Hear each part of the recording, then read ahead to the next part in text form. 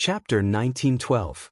The princes had been fighting and killing each other for 2 years, and 3 of them had lost their territories and had no choice but to withdraw from the fight for the throne.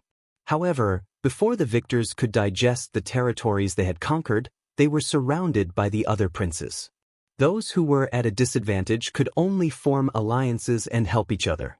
Although they were at a disadvantage, they would not collapse in the short term. The Manchu continent was the 4th prince, Hao Diao's conferred land. In the previous battles, he had initially obtained a lot of benefits. Unfortunately, he suffered a series of defeats in the subsequent battles and had to give up almost all of his gains. Now, he could only retreat and try his best to protect himself. Beside a large rock by the river, 2 burly men sat facing each other. Each of them had a large wine jar placed beside them. They were the 2 monster kings under the 4th prince. To the south was the mastiff king Kenji, while to the north was the flood dragon king Hu Chao. Jiao King Kanji looked at the wine jar beside him, but he didn't touch it. His expression and posture showed that he was quite alert. He glared and said, "Jiao King, what important matter did you summon me here today?" The flood dragon king Hu Chao lowered his voice and said, "The 4th prince will not be able to hold on for much longer. Has the Mastiff King thought about what we should do after this one is defeated?"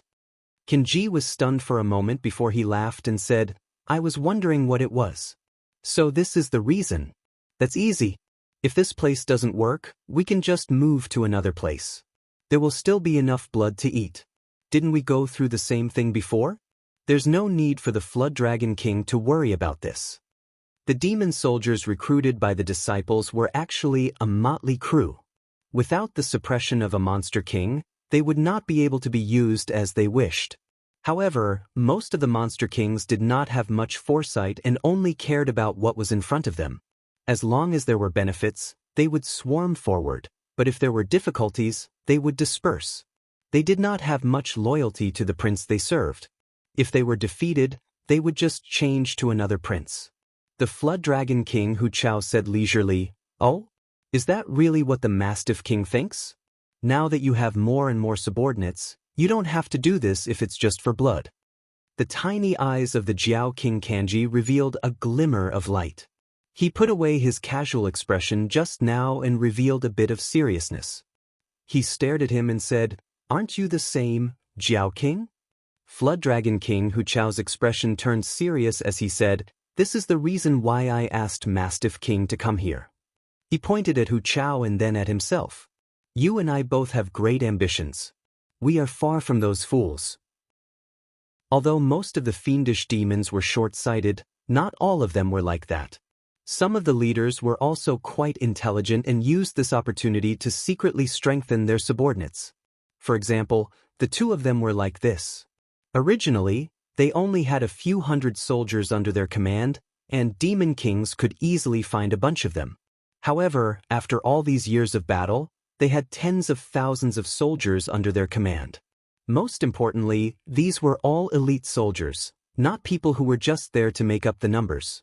Originally, the celestial monarch sent the princes down to the lower bound to weaken the fiendish demons, chi practitioners, and even the powerful celestials. But in reality, the ones who suffered losses were mostly the common people and some of the inferior wild monsters. Ambitious demon kings like them mostly used this opportunity to obtain benefits that they could not even imagine. The Jiao King Kanji stretched his huge body and said, "Jiao King, if you have anything to say, you can say it directly. If it is not to my liking, then I will pretend that I have never heard of it and never come here." The Jiao King Hu Chao said, "Fine, I only have one question. Do you plan to continue like this?" The Jiao King Kanji glanced at him and said, "What else can I do?" The Flood Dragon King, Hu Chao, said in a low voice, "The world is in chaos now, but has King Cheng ever thought that once the princes have decided on the throne, we will be of no use? Maybe there is another use." He nodded his head. "Maybe the Heaven Court will push the blame of the chaos on us and use our heads to appease the anger of the worlds." The Jiao King Kanji snorted and said, "Jiao King, aren't you thinking too much?" He pouted his lips and reminded, "The celestial lords are watching us from above. We need to be careful." Flood Dragon King Hu Chao leaned back slightly and nodded. "Fine, just take it as I'm spouting nonsense. But that's not the case. Without war, how can we afford to raise so many troops? Have you ever thought about it? The Jiao King Kanji said, "Then what do you think, old Jiao?" The Jiao King Huqiao said, "No matter what, we are just scattered soldiers. If there is no one to rely on, then to put it bluntly, we are just roving bandits." As he said this, his tone became heavier and he said word by word, "Only when we have the country can we be respected." The Jiao King Kanji's expression changed several times. After a long time, he said just now, "You think I have never thought about it, but the heaven court does not allow it." The Jiao King Huqiao's eyes lit up and he said, "Have you forgotten that there are more than 800 countries and 3,000 foreign continents under the rule of the heaven court?" The Jiao King obviously knew what was going on. He shook his head and said, "That is different. Living with the barbarian tribes, the monarch is also a human, and there is no legal order. If not, why would the heaven court treat it as an exception?" The Jiao King Huqiao said, "It was impossible before, but it is not impossible now." He moved closer and said, "When the princes compete, the winner will inherit the throne. As long as we choose one person and rely on him, then we will ask for a title. Do you think we will go back on our words in the future?" The Jiao King Kanji was a little tempted. According to this plan, there was a possibility of success. But he was still clear-headed and did not get carried away by the picture. He said, "But we still need to know who is the next venerable emperor. Otherwise, no matter how much we promise, it will just be an empty piece of paper." The Jiao King Huqiao said, "I have already considered this. Now, there are only 4 people who are most likely to inherit the throne. One is the second prince. His Highness is the son of the celestial monarch and Mother Liao.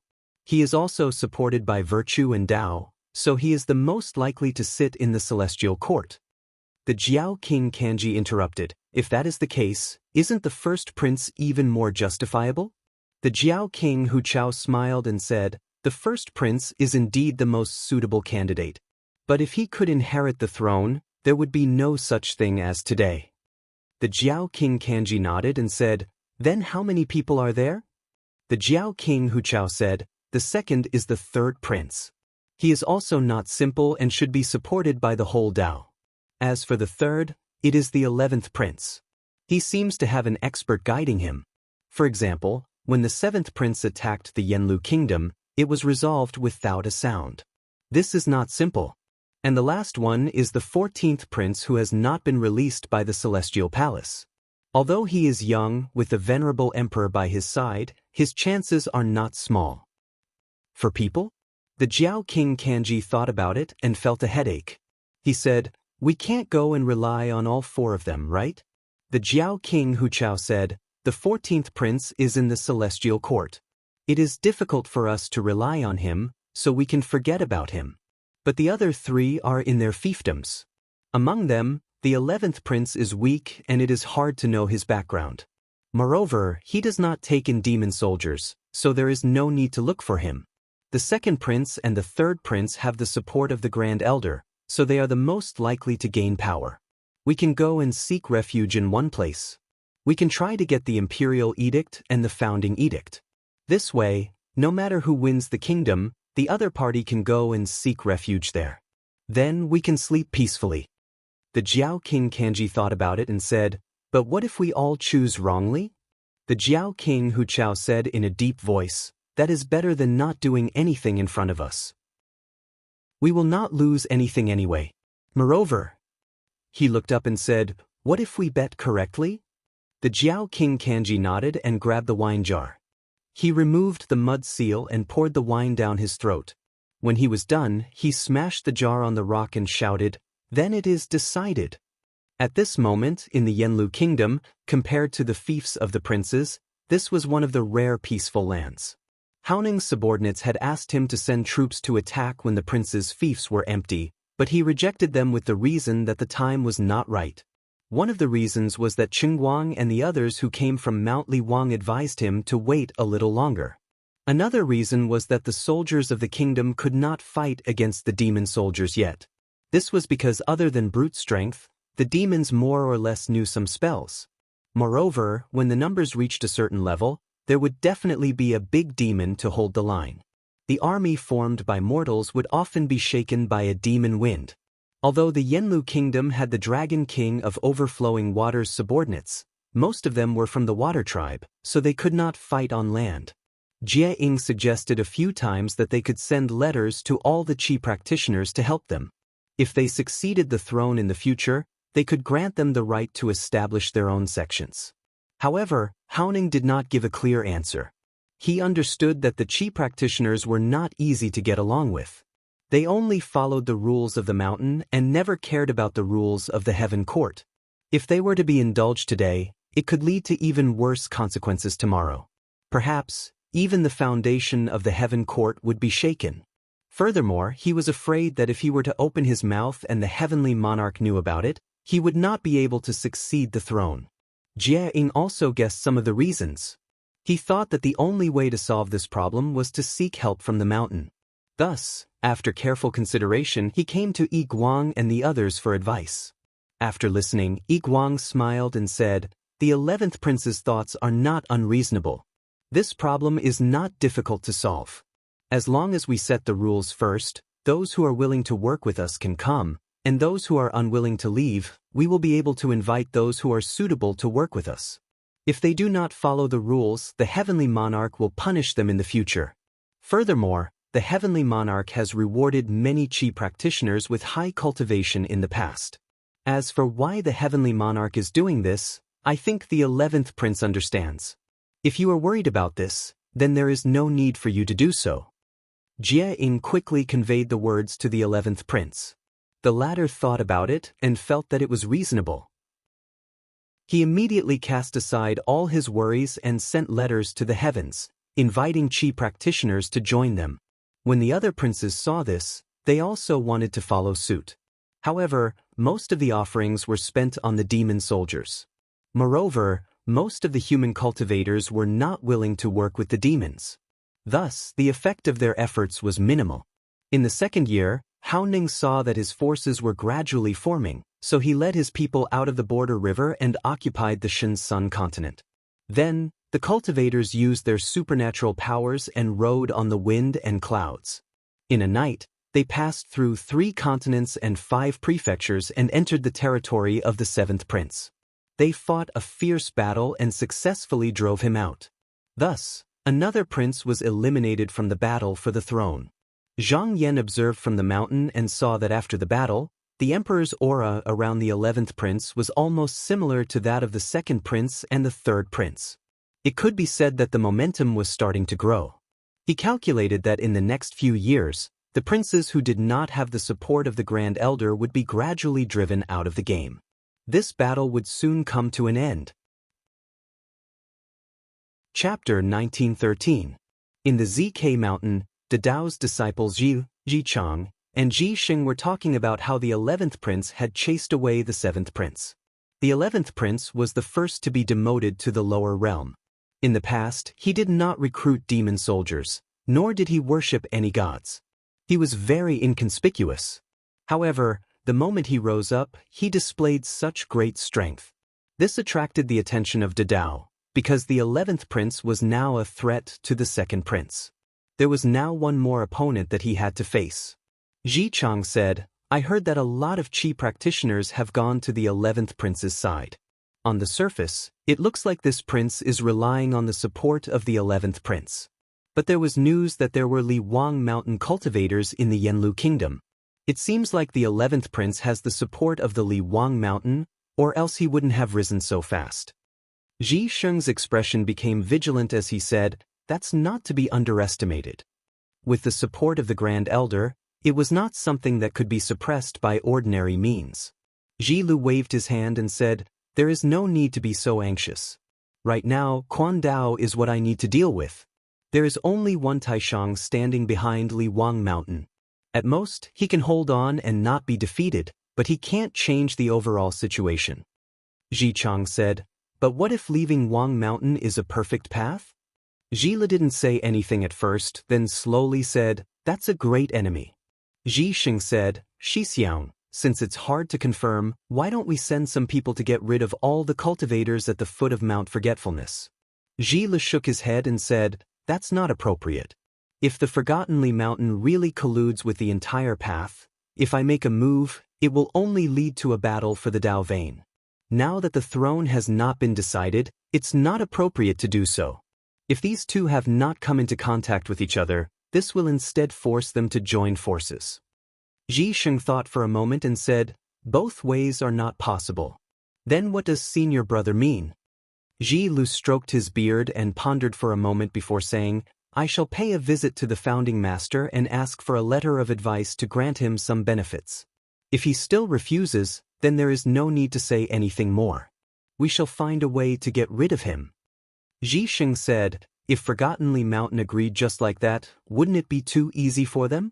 Ji Yu replied, we are only making suggestions.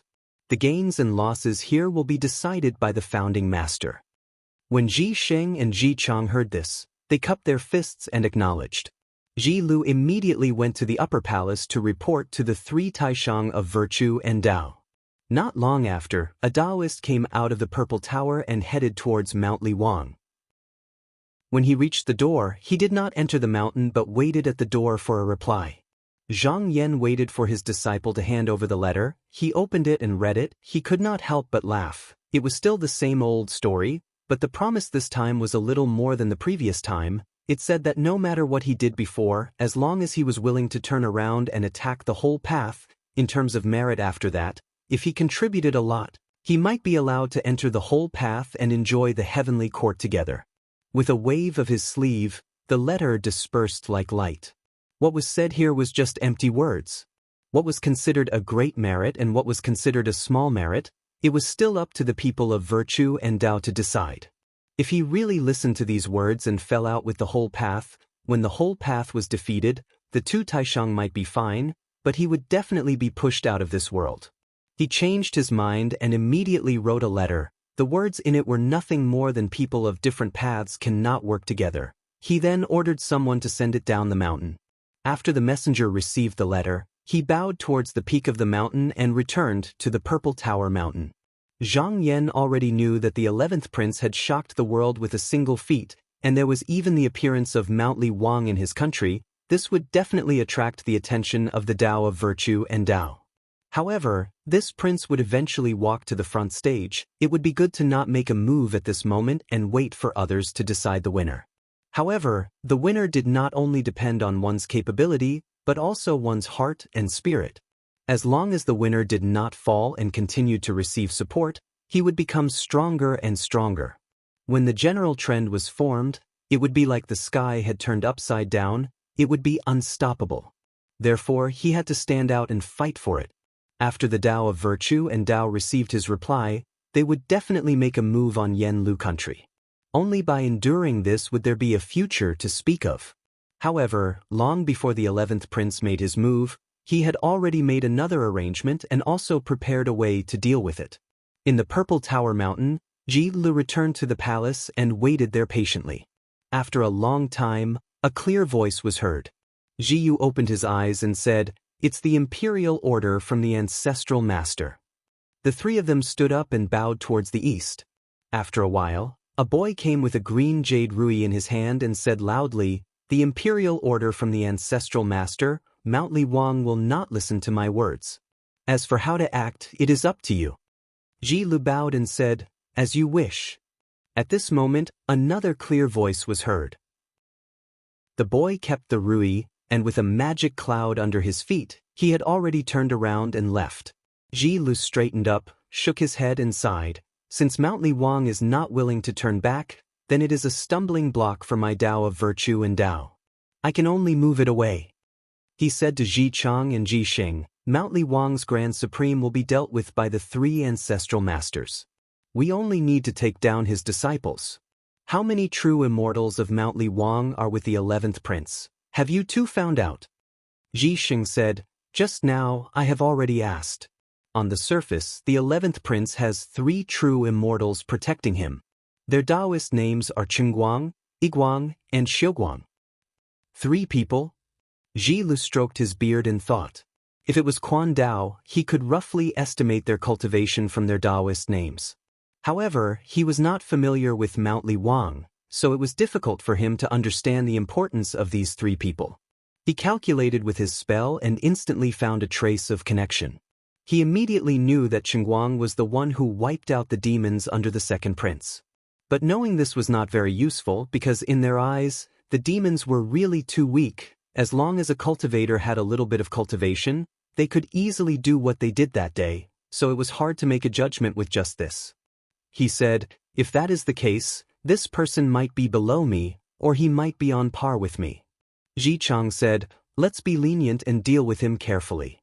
He suggested, junior apprentice brother Ji Gong is good at looking at qi and distinguishing techniques. We can ask him to go for a walk, and we will know the background of this person. Ji Lu thought for a while and said, that is the only way. In Mount Zik, other than Ji Lu and the other two, there were many people of the same generation. It was just that these people usually did not care about worldly affairs. For example, Taoist Ji Gong had always been cultivating in his cave. He was a person who was extremely afraid of trouble, but after receiving the order from Ji Lu and the others, he could not refuse. Fortunately, it was just a trip, and not a fight, so he could reluctantly accept it. After leaving the mountain, in a flash, he arrived in front of Yanlu Kingdom. He used his technique to look at qi, but after cultivating for a long time, he only saw a turbid cloud above him. He could not see anything clearly, so he guessed that it was covered by a spell or some talisman. He could not help but feel troubled. If he wanted to see it clearly, he would have to sneak into the kingdom. However, he felt that he could not enter, or else it would be hard for him to come out. He hesitated for a while, but he turned around and left. He trusted his intuition. If he returned without any results, he would only be scolded, but if he took the risk, he might lose his life.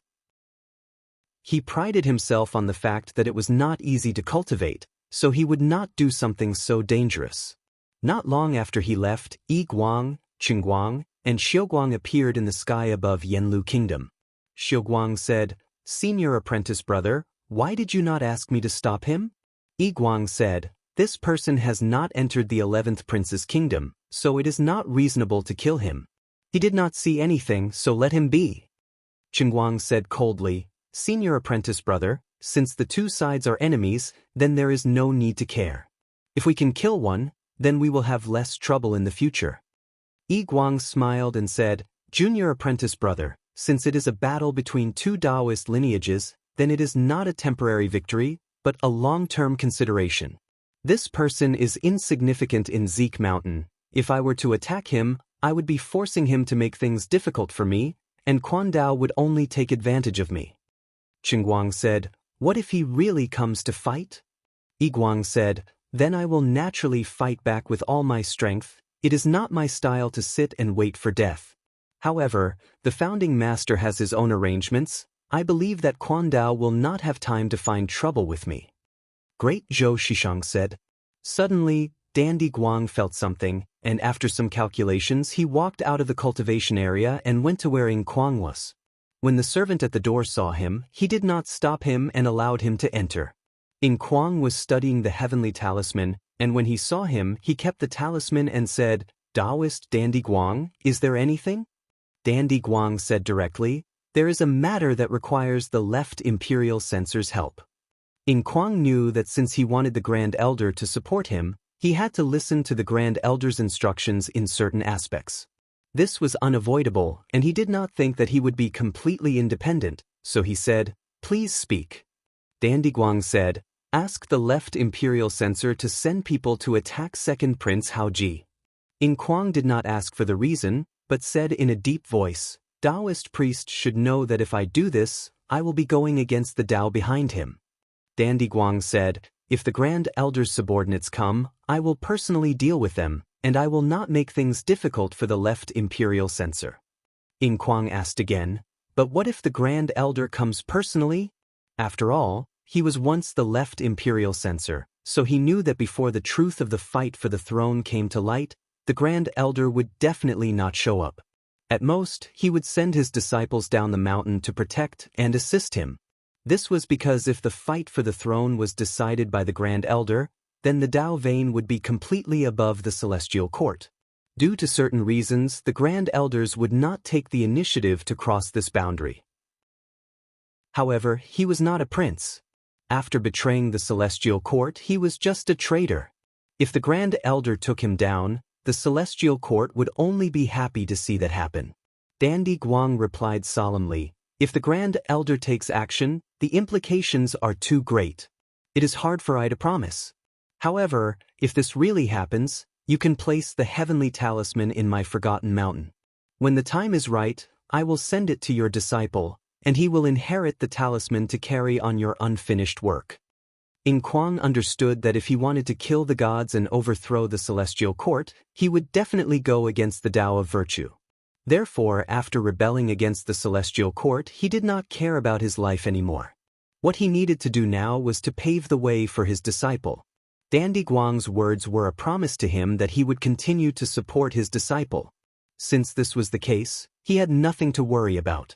He immediately agreed, "All right, let's do this. Tomorrow, I will send people to attack Apricot Continent."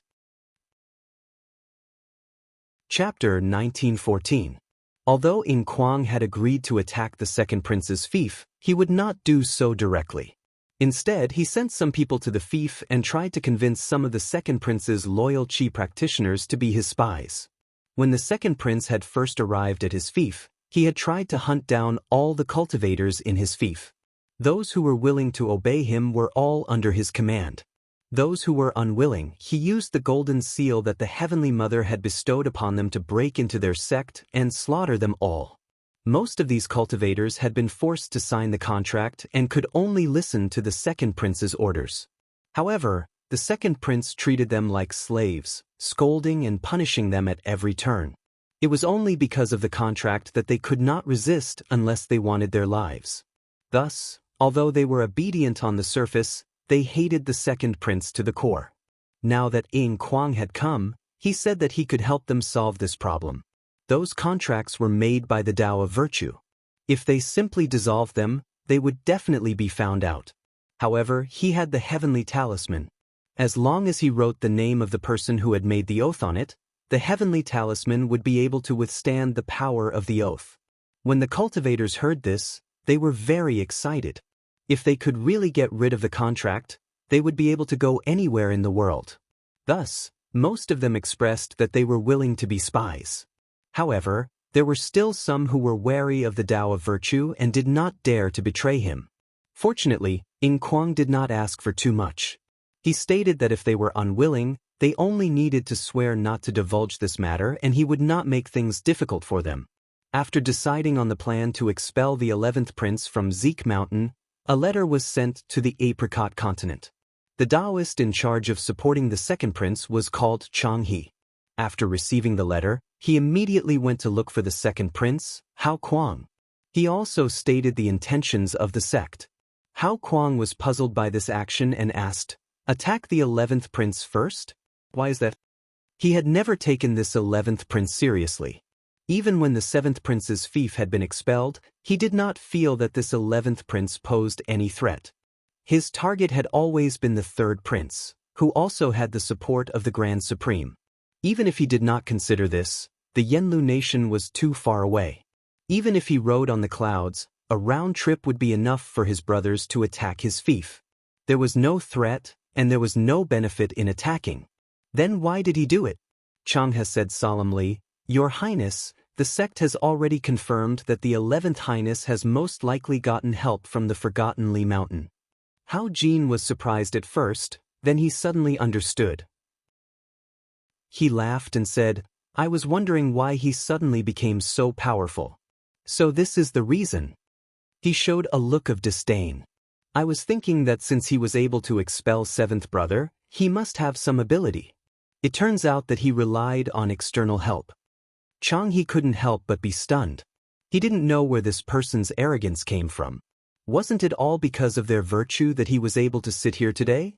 Why was it that the 11th imperial prince had the support of the Grand Elder but was looked down upon instead? He couldn't figure out what this crown prince was thinking, so he shook his head and decided not to pursue the matter. He just advised, "The 11th prince is different from before. After all, there is a Grand Supreme standing behind him. Your Highness can't be underestimated. You have to expel him as soon as possible. Hao Jin said, if that's the case, then my third brother should be anxious too. Why don't we wait for him to show up? That way, we can take advantage of the situation. Chang He said seriously, this is exactly what I wanted to say to your Highness. The Forgotten Li Mountain might have colluded with the whole Taoism. We can't face two opponents at the same time. We can only take advantage of the current situation to eliminate the weaker side first. Then we can fight against the third prince. Hao Jin became slightly nervous when he heard this, but he was still unwilling. He suspected that Chang He said this on purpose because he wanted his permission. So he waved his hand and said, this is only Taoist priest's guess. It may not be true. If it is not true, then my third brother will be the fisherman for no reason. This is absolutely impossible. Chang He saw that he was unwilling and sighed.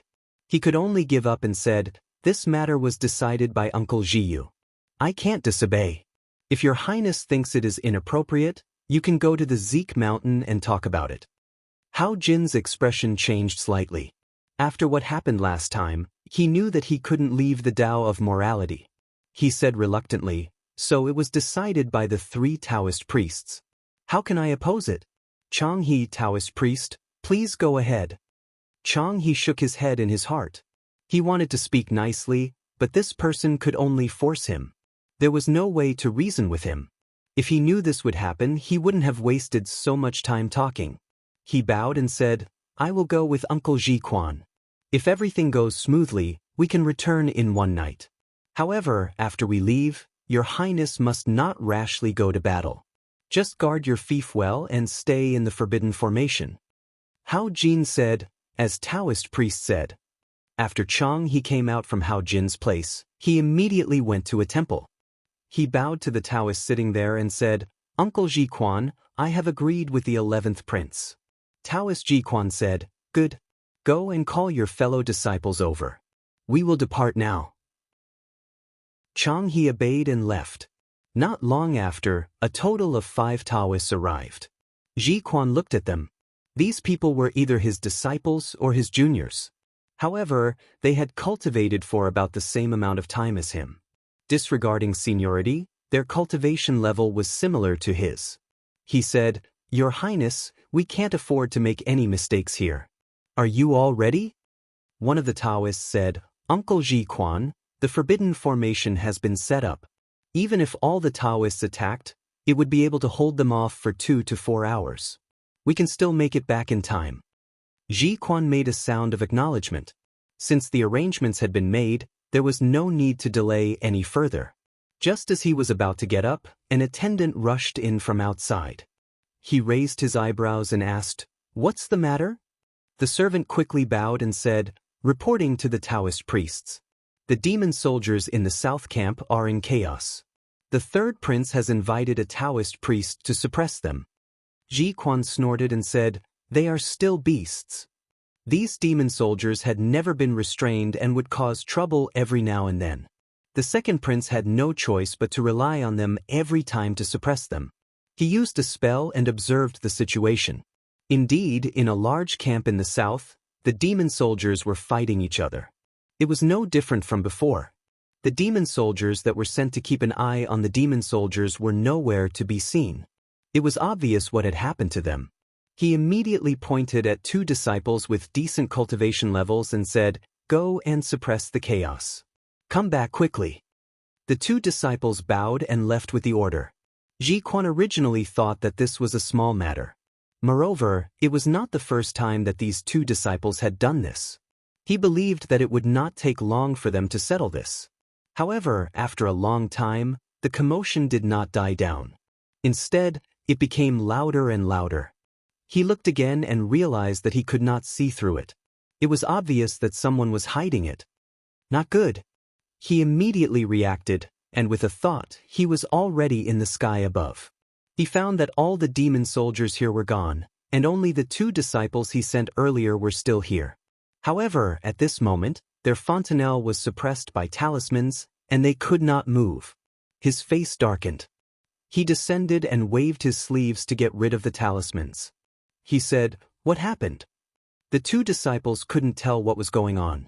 They just saw a red light flash when they arrived, and then they lost consciousness. Ji Quan could not help but furrow his brows. A ray of light flashed in his eyes, and the scene he had just experienced was reflected in front of him. Only then did he understand everything. It turned out that the ones causing trouble here were not the monster soldiers, but the Qi practitioners. He couldn't help but be surprised. These Qi practitioners had all signed a contract, and it was impossible for them to undo it by themselves. Then, there must be someone helping them from behind, and that person must be quite capable. At the very least, he couldn't do it. Then, he tried to calculate the whereabouts of the Qi practitioners, and found that the whereabouts of the Qi practitioners were also concealed. He realized that there were enemies watching in the dark.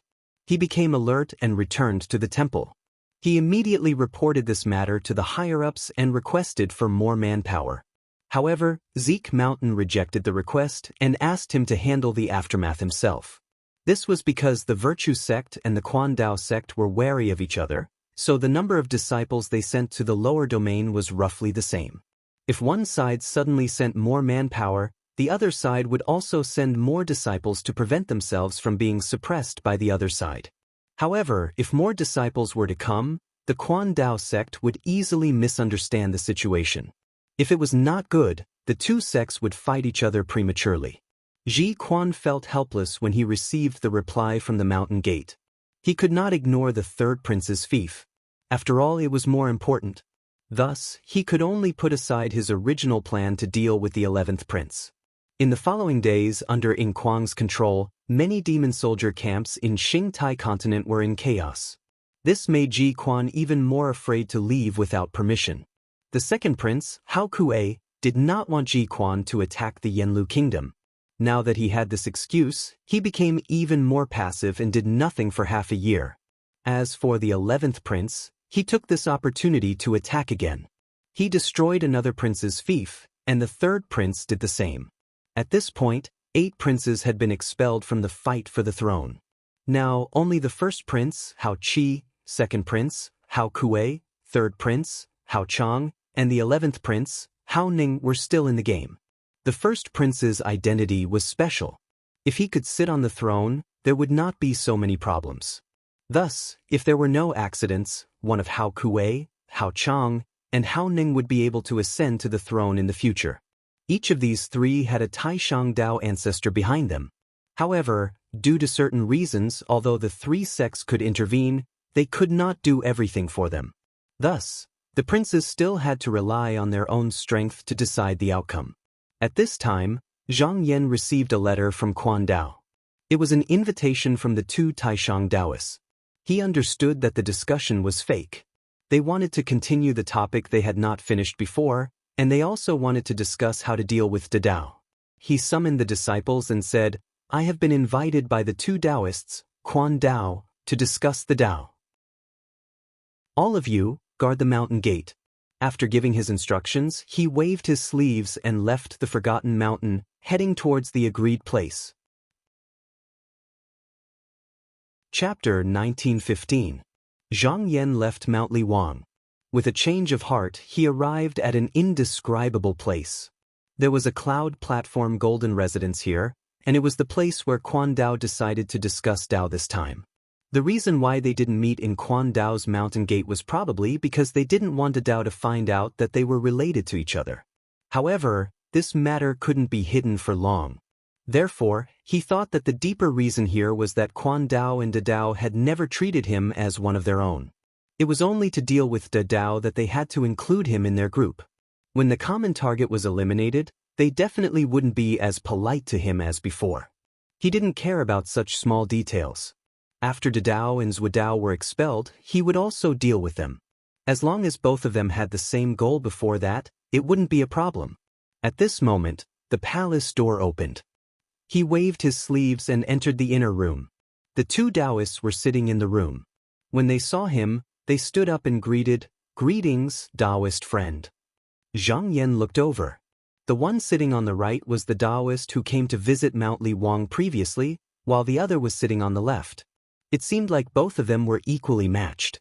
Although the two Taoists had sage-like appearances, in his eyes, their faces and figures were blurry and not very clear. This was because the two of them were only formed by a strand of consciousness that entered this world. Outsiders didn't know the details, but in the eyes of his peers, he saw something wrong, which was why he behaved like this. However, before the real body arrived, he didn't have to care about the real body. At this moment, he still had to return the greeting. The Taoist on the left said, "Taoist friend, please take a seat." Zhang Yan smiled and nodded. He sat on a cattail hassock in front of him. The three of them were Taishang, so they didn't have to be polite. The Taoist on the left said directly, "The princes have been fighting for years, and the situation is already clear. Today, I invited you here to discuss the matter of joining forces to fight against the Tao." Zhang Yan, do you two have any countermeasures? The Taoist continued, "Virtue and Tao are strong, and with the addition of me in the past battles, they always suppressed me. Now that our two families are working together, we are barely able to resist the enemy." The Taoist on the left said, "According to the agreement, if I win the fight for the throne, I will enter the main hall and the Taoist of virtue will enter the side hall. However, this person has been holding on to that item for a long time and his mind has wandered off to unknown places. If I don't win this time, once the true body of the heavens arrives, we will be banished from this world. Only by asking for your full strength will we have a chance of winning." Zhang Yan's heart skipped a beat. He had heard something from this person's words.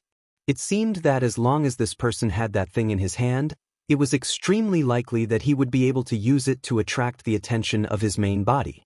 If that was the case, then he had to overthrow the morality as soon as possible.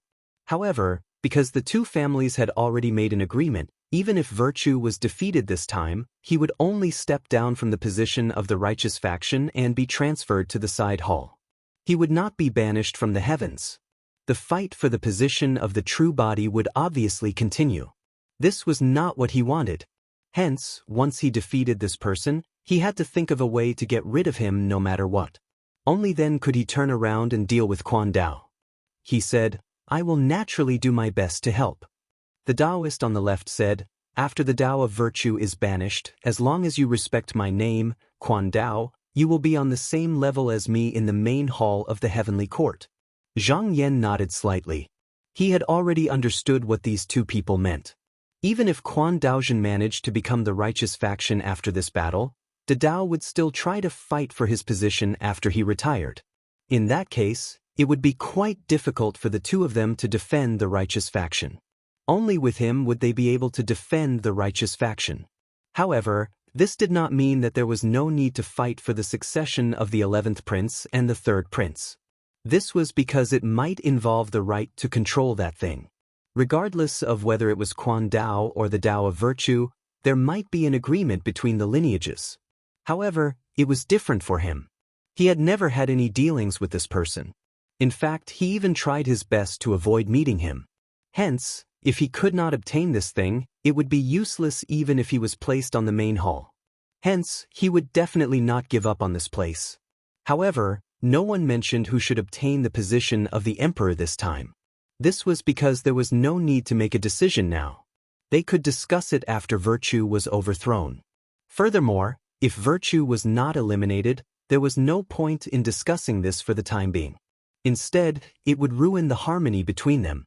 Due to Yin Kuang's repeated disturbances in the apricot continent, there was no peace in the recent days. At first, second Prince Hao Qiu did not think much of it. He thought that it was only a small problem.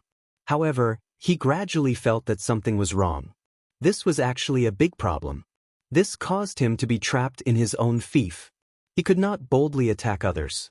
If his other brothers, such as the 3rd prince, attacked him at this time, it would be hard to guarantee that his backyard would not be stable. On this day, Chang He came to Hao Qiu's residence after reporting his arrival. When he saw Hao Qiu's face, he said, "The matter that His Highness entrusted to I has been investigated." Hao Qiu's spirit was lifted. He asked anxiously, "Priest, tell me quickly, who is it that is plotting against me?" Chang He replied, This matter should be secretly done by the former left imperial minister of the heavenly court, Ying Kuang. Hao Qiu was shocked. Left imperial minister? Zwar imperial minister was originally a trusted follower of the heaven sovereign. Even though Hao Qiu was a prince, he did not dare to put on airs in front of this person. The two of them could be said to have no grudges against each other. Hence, Hao Qiu was puzzled. He asked, "Why would he want to deal with my family?" Chang He said, "Perhaps he was roped in by the other princes, or perhaps he was bewitched by someone else." Hao Qiu cursed inwardly. He said irritably, "How should we deal with this?" He might look down on his other brothers, but he did not dare to underestimate this dignified and resolute Zwar imperial minister. Not to mention, this Zwar imperial minister still had the heavenly talisman in his hands. This item was refined by the Grand Supreme to display the authority of the heaven sovereign. It could be said that the person who wielded the heavenly talisman was no weaker than the heaven sovereign. Now, even if the star sovereigns led their troops to attack him, they would not be able to deal with him. Moreover, the heavenly talisman's karma was too great. If it was used too much, the master would not have a good ending. However, the heavenly court and the various worlds would also be implicated. Hence, unless it was absolutely necessary, no one was willing to provoke it. He looked at Chang He and asked, "Can the Grand Supreme take back this item?" Chang He shook his head. When the Grand Supreme entrusted the heavenly talisman to the heaven sovereign, he said that no matter who has this item in the future, he will not interfere with it. Hao Qiu was stunned. "Is there such a thing?" Chang He nodded. The reason why Ying Kuang was able to steal the heavenly talisman was because of Dao's secret push. Hence, when Ying Kuang first descended to the lower bound, Dao still had many ways to retrieve the heavenly talisman. However, celestial emperors still refused to appoint a successor to the throne, so Dao let him be. But now that so much time had passed, Ying Kuang must have mastered the various uses of the heavenly talisman. Even if Ji Lu and the other two joined forces, they might not be able to do anything to him. Moreover, if they really did that, Ying Kuang could escape with the heavenly talisman even if he couldn't stop them. Hao Qiu was frustrated. Then what should we do? Should we let this person continue to disturb us? Chang He thought about it and said, "Don't panic, Your Highness. You can't use force to deal with such a person. You can only use your wits. What the other princes can give, second prince can also give and even more. Why don't you give him a title and promise to pardon his crimes after you ascend the throne? Perhaps, you can even make him work for us. At least he can live in peace." When Hao Qiu heard this, he felt that it made sense. If Imperial Advisor Zhua is willing to work for me, what's wrong with pardoning his crimes? But the heavenly talisman belongs to the imperial family, so it must be returned. Chang He quickly said, "Your Highness, it's better not to mention this now. Otherwise, it won't be good." Hao Qiu snorted in dissatisfaction. But he knew that this suggestion was correct. He immediately found a trusted aide and ordered him to write a letter on his behalf and send it to the Zhou kingdom. Ying Kuang had been paying attention to every movement in Qingtai continent. Not long after this letter was sent, it reached his hands. Based on the content of the letter, it wasn't difficult to see that the other party already knew that it was him. But this was only a matter of time, so he didn't take it to heart. After reading it, he pondered for a moment and ordered someone to invite Dongguang over. He handed the letter to the latter and said, "Taoist Dongguang, what do you think?" Dongguang put down the letter and smiled. Since second prince is so sincere in his invitation, imperial advisors might as well agree. But you need to grasp the key points well. Ying Kuang immediately understood his intention. Dongguang wanted him to pretend to agree. He nodded and said, "I understand." He immediately picked up his brush and wrote a letter. The meaning of the letter was that he was willing to submit, but the second prince was not to pursue the matter of the Qi practitioners who had submitted to him previously. After he finished writing, he handed the letter to Dongguang and said, "Taoist, please take a look." Dongguang didn't stand on ceremony. He took the letter and looked at it. He nodded and said, "Send it like this." A few days later, Hao Qiu received the letter.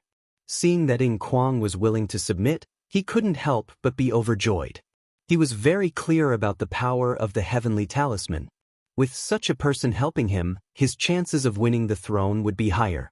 As for the Qi practitioners, he didn't care about them at all, so he could easily agree. Thus, he proudly called Chang He over to show off.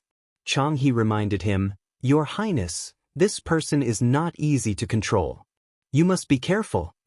Currently, they didn't have any Dharma oath that could bind Ying Kuang, who had the innate gift. Thus, they had to be wary of Ying Kuang pretending to submit to them. However, seeing that Hao Qiu was in high spirits, they couldn't say it out loud and could only advise him in a roundabout way. Hao Qiu looked at his expression and said with a faint smile, "Taoist, don't worry. Although I hope that this person will sincerely submit to me, I won't trust him so easily. I hope that Taoist can make a trip on my behalf to find out more about this person and ask him to help attack my third brother. There's no need to do anything else. Just repeat what you did on my fief a few days ago. All the expenses incurred during this period will be borne by my family." Chang He cupped his hands and said, "Your Highness is wise. I will go now. Even if this person has other plans, I can use this opportunity to find out more about him." Chapter 1916. Chang He had been asked by the second prince, Hao Jin, to go to the great Zhou dynasty. He had thought that he would need to negotiate with the second prince before he could achieve his goal.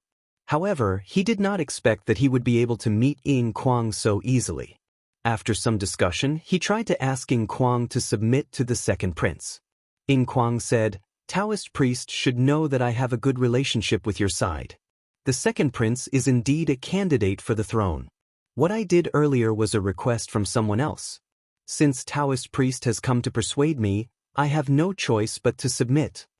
Chang He said, "May I know who that person is?" Ying Kuang smiled and said, "Please forgive me for not being able to say it clearly."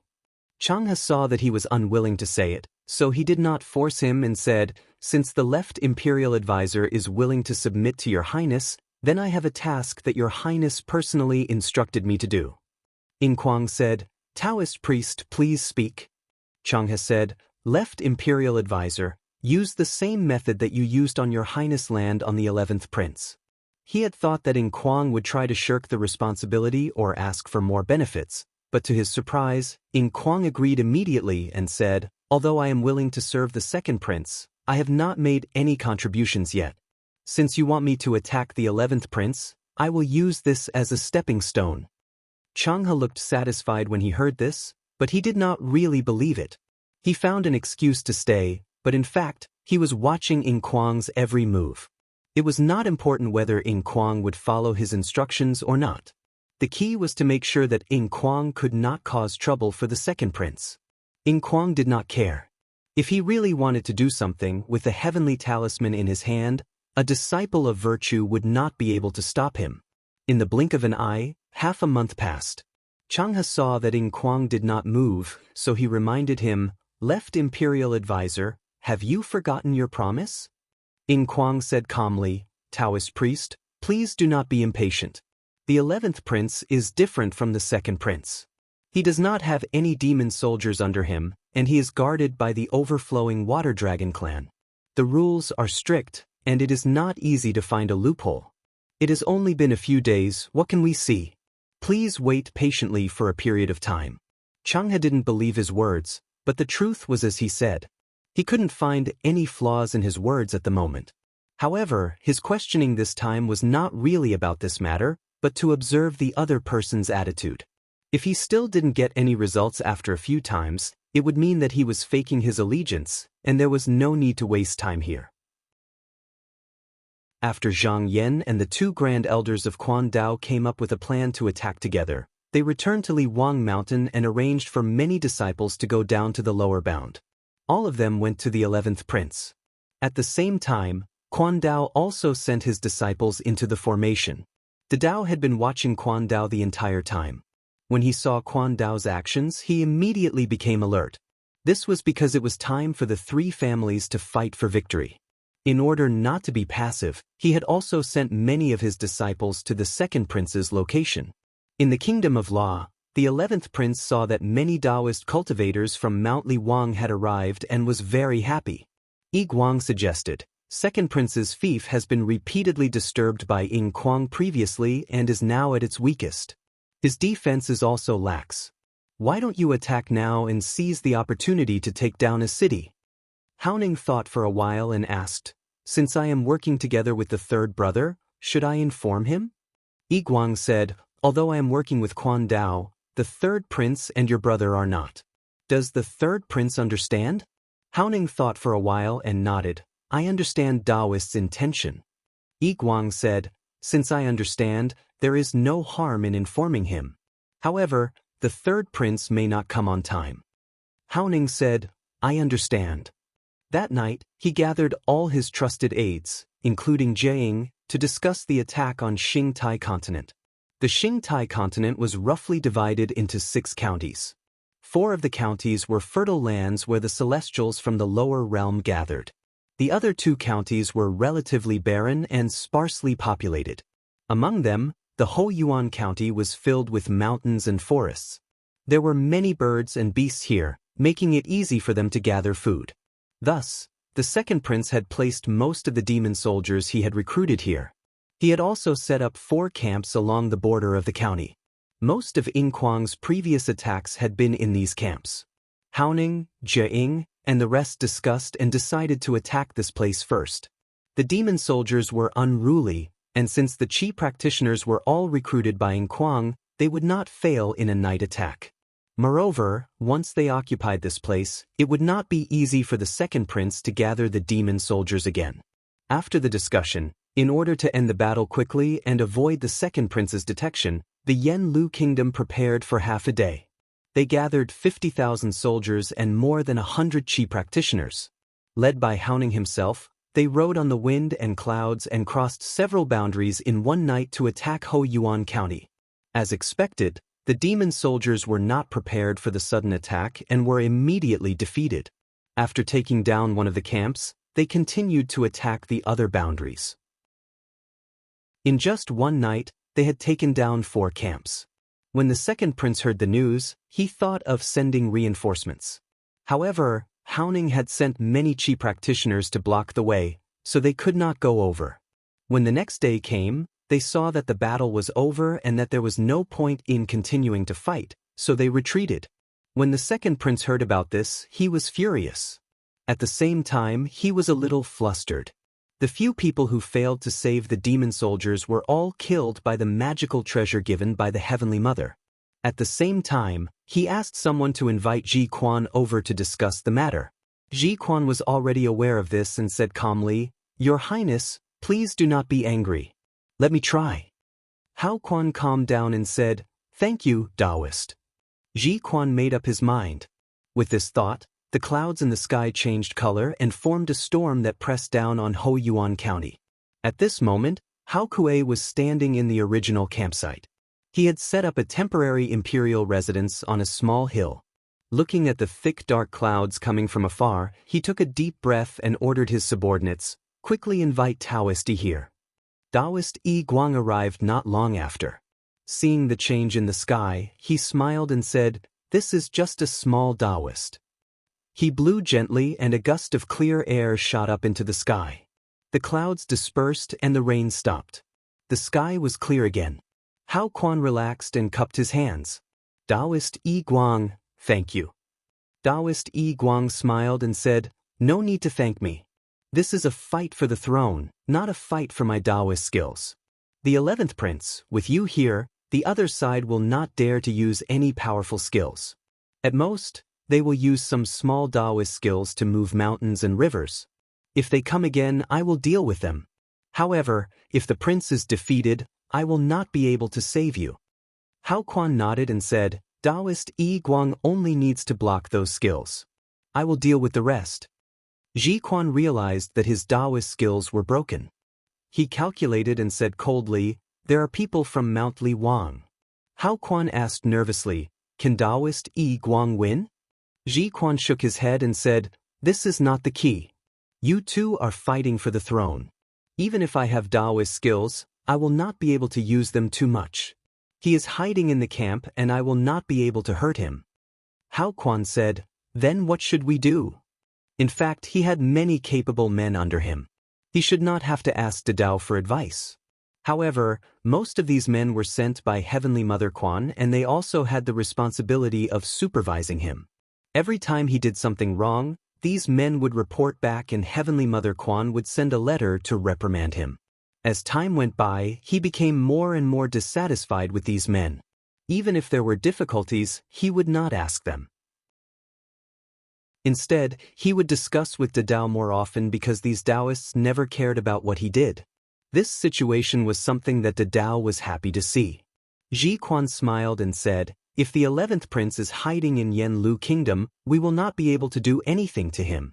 However, he overestimated himself and came here. He is walking right into a trap. This will help the second prince achieve his goal." Hao Quan was surprised and said, "Oh, Taoist Yi Guang, do you have any ideas?" Ji Quan said, "The 11th prince was able to cross the realm and come here because of the Qi practitioners' cloud soaring art. However, as long as we can get rid of these people, he will not be able to go back. Once he loses his path of retreat, his soldiers will lose their will to fight and he will definitely lose. Your Highness can then get rid of an opponent here." Hao Quan asked curiously, "But didn't Taoist Yi Guang say that you can't do anything to him?" Ji Quan said, "That is only because it involves the fight for the throne. It is not my place to exert my power here. However, I can use the excuse of sparring to challenge the Li Wang mountain cultivator to a battle. Once he is gone, the Qi practitioners below will not be difficult to deal with." Hao Quan thought for a moment and said, "But what if he refuses?"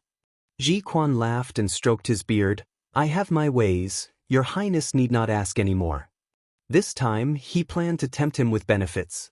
They were both under the Supreme Sect, so he didn't lack any cultivation items, so he couldn't use this kind of thing. However, he could have a bet with the other party, and the loser would have to leave this place. He was the strongest cultivator here. If he lost the battle, then the 11th prince's side would have a huge advantage. Hence, the 11th prince would most likely not give up on this opportunity. But even if he lost the battle, there were still many juniors here who were close to him. Even if he left, the overall strength of the group would not be affected much. After he returned, he sent a messenger to deliver the letter of challenge to the camp of the 11th prince. As Hao Ning heard of this, he asked Yi Guang to come closer and asked, "Is Taoist Yi Guang going to the battle?" Yi Guang smiled and said, "Since there is a letter of challenge, of course I have to go. Otherwise, wouldn't it seem like I am afraid of him? If I spread the news, it would be detrimental to the morale of the group." Hao Ning asked worriedly, "Are you confident?" Yi Guang replied, "Don't worry, Prince. Whether I win or lose, it will not affect the overall situation. You don't have to worry about me, just do what you have to do." He said meaningfully, "You have to know that it is not just my side against the second prince, but both sides. Even if there is no progress, there is no need to worry about not getting a chance." In the Mingtai continent, the third prince, Hao Chang, sat on the highest seat. He had a thick mustache and a calm expression. His mannerisms were well-mannered and he had the demeanor of an emperor. Now, he was discussing with his subordinates whether they should attack the Qingtai continent together with the 11th prince and attack the third prince. However, as soon as this suggestion was made, many people objected. They felt that it was not a good time to make a move. They wanted to wait for the 11th prince and the second prince to injure each other before attacking. Then the throne would be in the bag. After careful consideration, Hao Chang still decided to rush over. It wasn't because he cared about morality, but because if the 11th prince didn't see him coming, he could just retreat and he would miss a great opportunity. Thus, he stood his ground and said, "Everyone, there is no need to say anything more. My second brother is just now a great enemy. We have agreed to attack the Qingtai continent together. I will not break my promise. Everyone, gather your men and follow me to the rescue." Chapter 1917. On the second day, Yi Guang was about to leave for the battle at Jiquan. Hao Ning personally sent him off and said solemnly, "Priest, you must be careful." Yi Guang smiled, "Thank you, Prince. I'm afraid it will take some time before I can return." "Prince, there is no need to wait. I have already informed my 2 fellow disciples. If you encounter any difficulties, you can ask them." Haoning nodded heavily. Yi Guang cupped his hands and said, "I will leave now. Prince, please return." He leaped up and stepped on a cloud, flying into the sky. Haoning looked up and disappeared in an instant. Qingguang suddenly said, "Ji Quan is here." Everyone couldn't help but look over, but they didn't see anything. After a while, he said, "Senior Marshal Brother has already started fighting with this person." Haoning looked up and saw the wind and the sun. He was surprised. "How come there is no movement?" Qingguang said, "Senior Marshal Brother and Ji Quan are both highly skilled. If they fight here, the sky will be turned upside down. Therefore, they have gone out of this world." Haoning nodded. "I hope Priest Yi Guang can return safely." Qingguang said, "Prince, don't worry. Even if Senior Marshal Brother cannot win, he will not lose." An official behind Haoning came up and said, "Your Highness, do you want to wait for Priest Yi Guang to finish the battle before marching?" Haoning waved his hand and said, "There is no need. Since Priest Yi Guang said it will not affect the overall situation, then there is no need to worry. Just follow the plan." Because the second prince's demon soldiers were all scattered by him, there were still some left, but they could only defend and could not come out to fight with him. Therefore, it was time for the army to advance. However, Hoyuan County needed to be secured. If they didn't have a stable base, they wouldn't be able to fly away. As such, this was their retreat route, and they couldn't afford to lose it. He placed 2 of his trusted subordinates here and asked Xiao Guang to stay here to protect them. After making all the necessary arrangements, he led over 40,000 soldiers and 100 Qi practitioners toward Chentai County in the Qingtai continent. He had quite a number of dragons and aquatic creatures under his command. Therefore, this time, he had to cross the river and move forward along the river. Along the way, he could see the flood dragons swimming under the water. The waves carried the whole army as they moved along the river. Above them, clouds and mist were rolling. The people on both sides of the river could only see a large amount of thick fog coming from upstream. From inside the fog, they could hear the sound of the rushing tide. However, in just a moment, they were already dozens of miles away. This river came from the west and meandered to the east, passing through the city gate of Chentai County. If everything went smoothly, they could use the power of the water to kill their way into the city. However, when the army reached this place, they stopped. This was because there were Qi practitioners who discovered that there was a 9-winding serpent array outside the city gate. If they were to run into it, they would either be trapped inside or be led somewhere else. There were a few choices here. They could either break through from here or attack from another city gate. However, there would definitely be a similar array there. Alternatively, they could take a detour around the city and head straight for the Qingtai continent, where the second prince lived in Yuhua Palace. Hao Ning stood on top of the tide and observed the situation for a while. He invited the crowd over to discuss and felt that it would not be difficult to break through the array. Moreover, he could use the water to his advantage. Therefore, he decided to break through from here. In the great Zhou dynasty's Shishang Dao, Chang, he heard that Qingtai continent was being attacked by the 11th prince's army. At this moment, they were in a disadvantageous position. He immediately came to Ying Kuang and said, "The 11th prince is attacking Qingtai continent. Now that the Yanyu kingdom is empty, the left imperial censor can disturb the rear and force them to retreat." Ying Kuang said, "Does Taoist priest not want me to go to Qingtai continent to help the 11th prince?" Chang, he said anxiously, "Attacking is the best way to save them." Ying Kuang said, "Very well, then I will listen to Taoist priest and go to the Yanyu kingdom." He did not want to reveal too much of his strength. Therefore, after making arrangements for his subordinates, he only brought a few dozen Qi practitioners and flew away. When they were in the sky, someone asked, "Left imperial censor, are you going to the Yanyu kingdom?" Ying Kuang sneered and said, "What Yanyu kingdom? We are going to the Qingtai continent." The second prince was the most favored person by Taoist priest and the Heavenly Mother.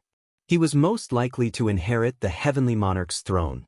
Therefore, he had to get rid of him no matter what. Now that such a good opportunity was presented to him, how could he miss it? As for hiding it from Changhe, it was easy. He just needed to use the heavenly talisman to conceal himself. At the same time, Zhang Yan also sensed something in Mount Li Wang and immediately knew Ying Kuang's intention. He smiled and changed his mind. He also cast a spell to conceal the heavenly secret. Although Taoist priest would notice it sooner or later, he could delay it. By the time Taoist priest reacted, Ying Kuang would have already reached the Qingtai continent for a long time. Changhe watched Ying Kuang leave and felt relieved. Originally, he wanted to follow Ying Kuang. However, after considering that he might be monitoring Ying Kuang, he was afraid that Ying Kuang would be displeased. Usually, it would not be a problem, but now, it was not a good time to do so. However, not long after, he received another piece of bad news. What? The third prince is attacking the Qingtai continent? Changhe's expression changed. The third prince was a much bigger threat than the 11th prince. The latter was only a temporary threat, while the third prince was the real contender for the throne. He could not help but regret. Just now, instead of persuading Ying Kuang to go to the 11th prince's place, he could have asked him to attack the third prince's fief. Then, he might have been able to resolve this dangerous situation. Thinking about the two families attacking the Qingtai continent together, the second prince's forces might not be able to hold them off. He did not want to stay here any longer. He immediately used his escape technique and returned to where he came from. 2 days later, Qingtai city was breached, and the 11th prince had occupied this place. Not only did he have a stable foothold, but he also did not have to worry about his back. He could now choose any place to attack. When second prince Hao Ji heard the news, he did not have time to be angry. However, when he heard that the third prince Hao Chang was attacking the Qingtai continent, he was shocked and afraid. He did not know if the two families had planned this beforehand, or if it was just a spur-of-the-moment decision. However, he felt that the situation was not good. Moreover, all the demon soldiers that he could use had been sent to the front lines to retake Qingtai city. There was no one else he could use, so how could he deal with the other family? Now that Ji Quan and Yi Guangdou had not returned, he quickly invited all the remaining virtuous Qi practitioners in the palace. He said, "My third brother is leading a group of people to invade my fief. They will soon reach my fief. At that time, the two families will attack together. Can Taoist priest go to the Purple Fault Mountain and ask for more perfected immortals to help us?" A Taoist stood up and said, "Your Highness, the sect is aware of the situation here. In the next few days, there will be many people from the same sect arriving." Hao Chu was overjoyed, but before he could rejoice, the Taoist said, "It should not be the Taoist sect's people who are fighting against the demon soldiers. Otherwise, the Heavenly Emperor will not show up. Even if your Highness wins this battle, you may not be able to ascend to the throne. In fact, since the third prince was here, he must be fully prepared. There must be many people from the Taoist sect accompanying him. Even if they were to attack, they would not be able to do anything. Instead, they would have to worry about being targeted by the third prince. Only by waiting for their fellow disciples to arrive would they have a chance of winning." When Hao Chu heard this, he was a little dissatisfied and said, "Then what should we do now?" The Taoist said, "Just guard the palace." Hao Chu was not satisfied with this answer. He snorted and left with a flick of his sleeves. When he returned to the palace, a trusted aide came to him and suggested, "Your Highness, there are actually more than enough soldiers in the continent to deal with the joint attack of the two families." Hao Chu was stunned and asked, "Where will the soldiers come from?"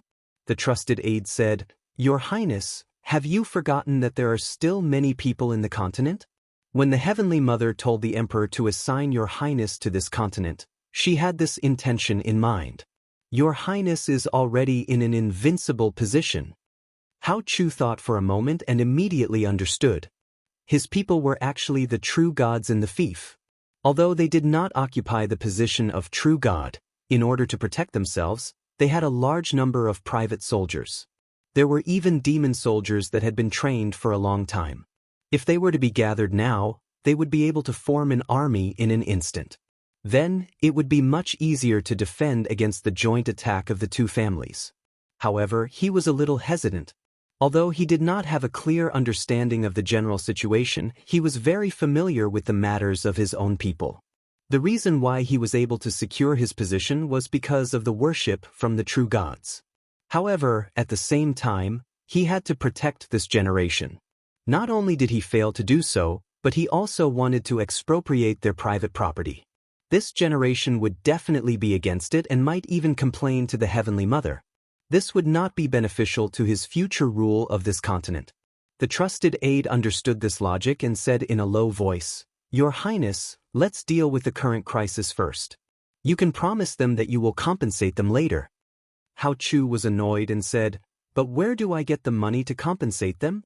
The trusted aide said, "When your Highness becomes the Heavenly Emperor, are you afraid that you won't be able to pay them back? At this critical moment, you can ask the Heavenly Mother to lend you some. I believe she will give it to you." Hao Chu's spirit was lifted when he heard this.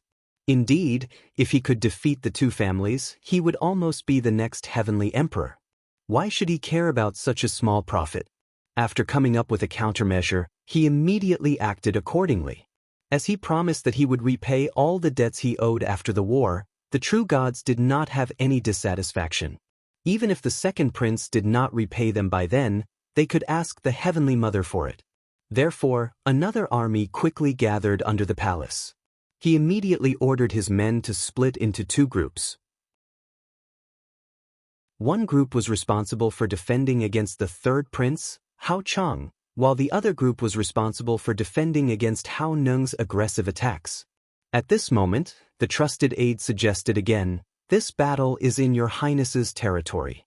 If this drags on, it will be disadvantageous to your Highness." However, the third prince and the 11th prince have come from afar. Their resources are 10 times more than ours. Moreover, the country is empty. If we disturb them a little, we will be able to force them back. Hao Chu said, "I can only defend now. How can I do this?" The trusted aide said, "Your Highness can send a messenger to persuade the people outside of your territory. As long as you promise them enough benefits, it will be fine." Hao Chu felt that it was very reasonable. Although he couldn't call upon the clansmen who weren't on his fiefdom, if they were willing to serve him, no one could say anything. He said, "During critical moments, it is still our own people who are reliable. These virtuous cultivators are not of the same mind as me. I cannot rely on them too much."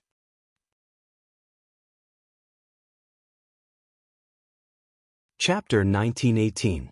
Just as the 11th prince took down Shantai City, Ying Kuang and the rest of the Qi practitioners had already arrived in the skies above the apricot Tai continent. His main goal was to kill the second prince, Hao Ji. This was Xian Tian Xingguang's request, but it was also his own goal. The second imperial prince was not only the son of the heavenly monarch and the Heavenly Mother, but he was also closely related to the Tao of virtue. As long as he was killed, there would definitely be more variables in the battle for the throne, which would be beneficial to the people below. However, he also knew that his actions would definitely incur the wrath of the heavenly court. They would definitely send divine generals and star lords to suppress him. However, he had already made up his mind. As long as the heavenly talisman was still in his hands, he would kill as many of these people as they came. He would try his best to weaken the strength of the heavenly court before the heavenly talisman left him, paving the way for his disciple to replace him in the future. Moreover, this was the time when the princes were vying for the throne. If the arrangements were made properly, it was highly possible that the foundation of the heavenly court would be shaken. At this moment, a Qi practitioner came from afar. When he got close, he stopped and bowed. He said, "Left imperial censor, the palace is heavily guarded. I can only watch from afar." At this moment, there are at least 2 perfected immortals of the Tao of virtue protecting the second prince. Even if his territory is attacked, they will be able to escort him out. Ying Kuang pondered for a moment and realized that this was a tricky situation. It was not that he was afraid of the 2 of them, but he could not kill them in an instant. In that case, he would not be able to stop them from escaping with the second prince unless he could lure them away. Unfortunately, Wan Guang didn't come along this time. Otherwise, he could ask for his help. He thought to himself, "Now I can only continue to wait." As long as these two people are held back by Quan Dao or the people of Forgotten Li Mountain, then there will be a chance.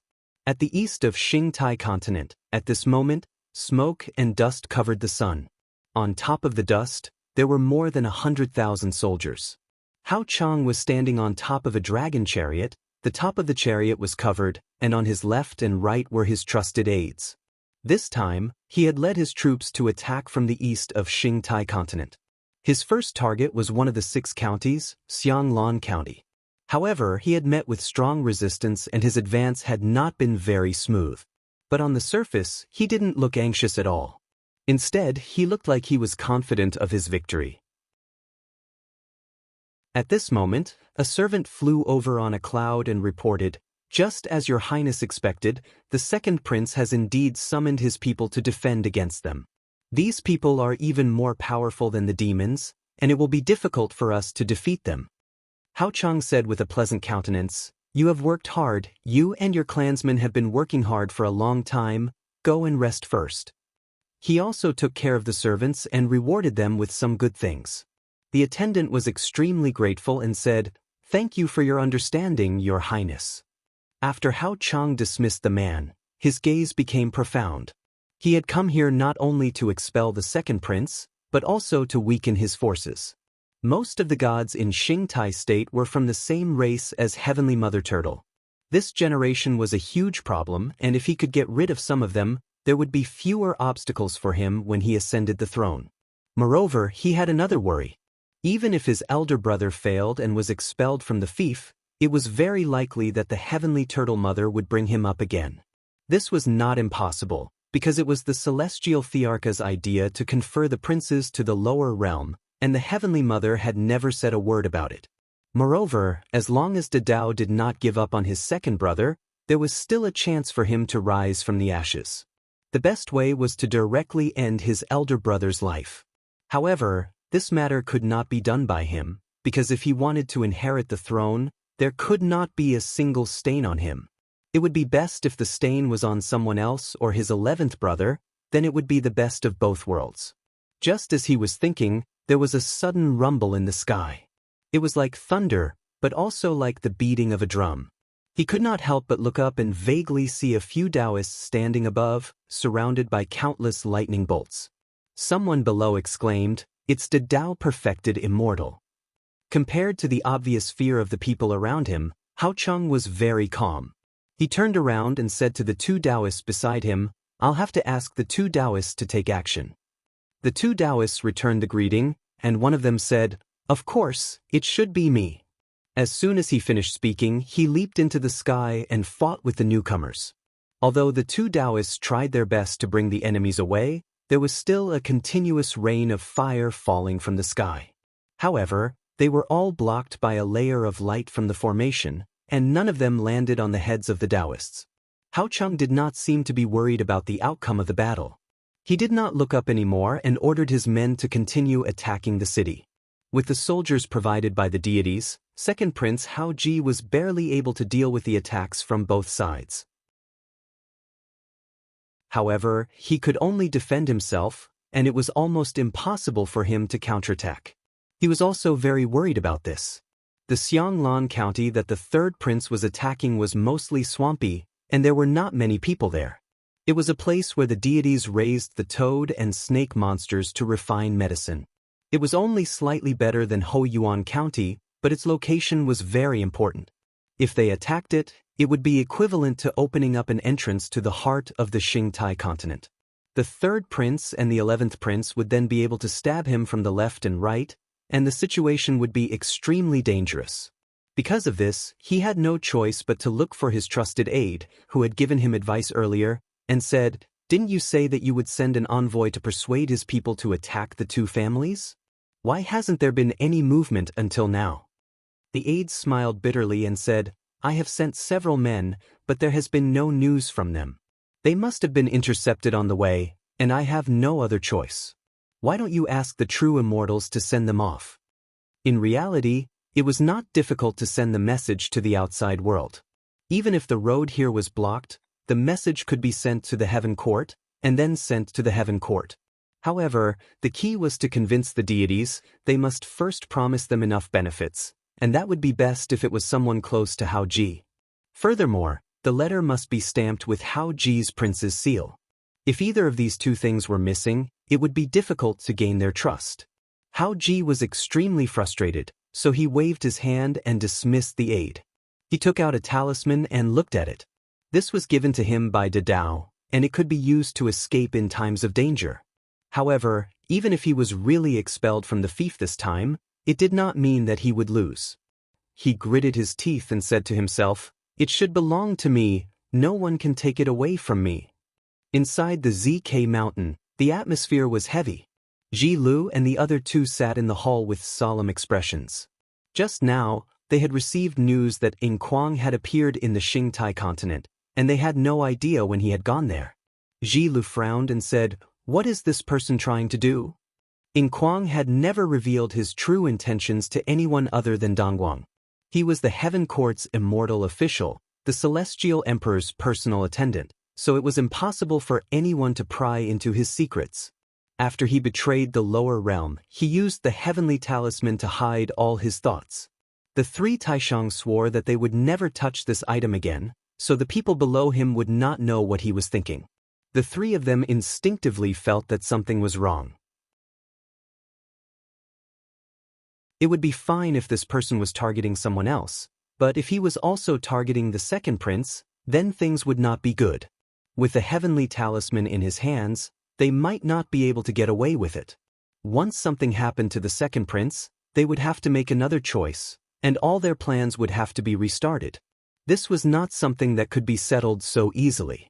Ji Lu said in a deep voice, "We cannot allow Ing Kuang to do as he pleases in the lower realm. We must report this to the ancestral masters and confiscate the heavenly talisman from him. We will detain him and let the Heaven Court control him." Ji Lu and Ji Chang both agreed. Just as they were discussing, they suddenly heard a clear voice. The three of them were stunned and stood up. They saw a boy holding an imperial edict in the sky, and he said loudly, "Ji Chang, Ji Sheng, the Taishang orders the two of you to hurry to the Qingtai continent and protect the second prince's life."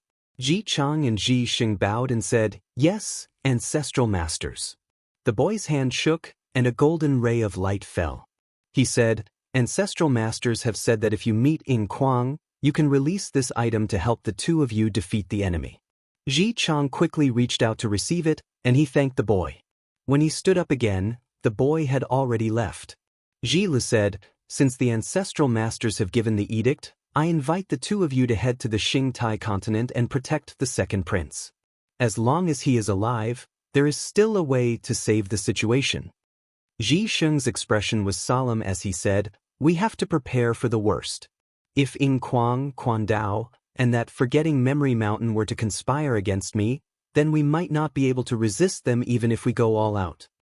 Ji Chang also said in a deep voice, "If the land is taken away, even if we can protect the second prince's life, it will be difficult for him to ascend to the throne in the future."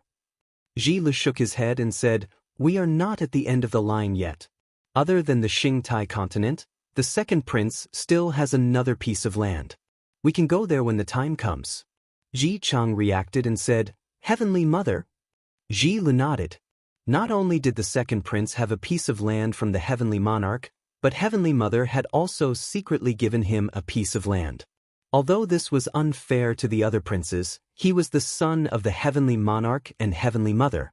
He was born to suppress the other brothers, and no one could say anything about it. Therefore, even if he failed here, he would not lose the right to compete for the throne. At most, he would have to retreat and regroup.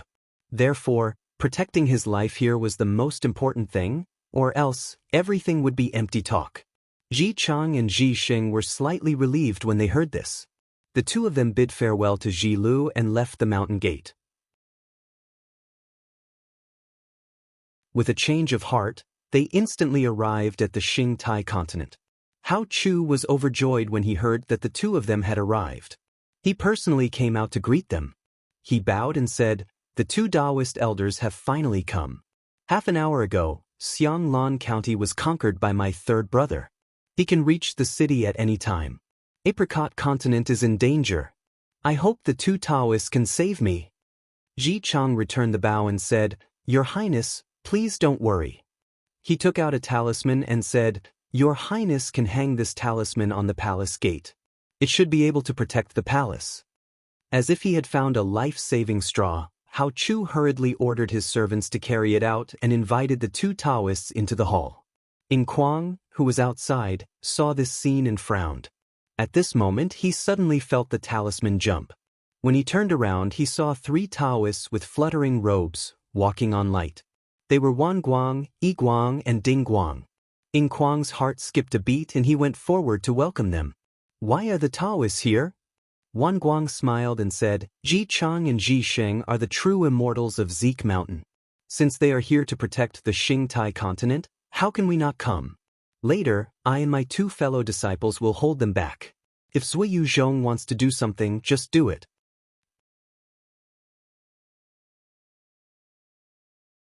Chapter 1919. Zhang Yan sat in the Li Wang Mountain and observed the changes in the mortal world.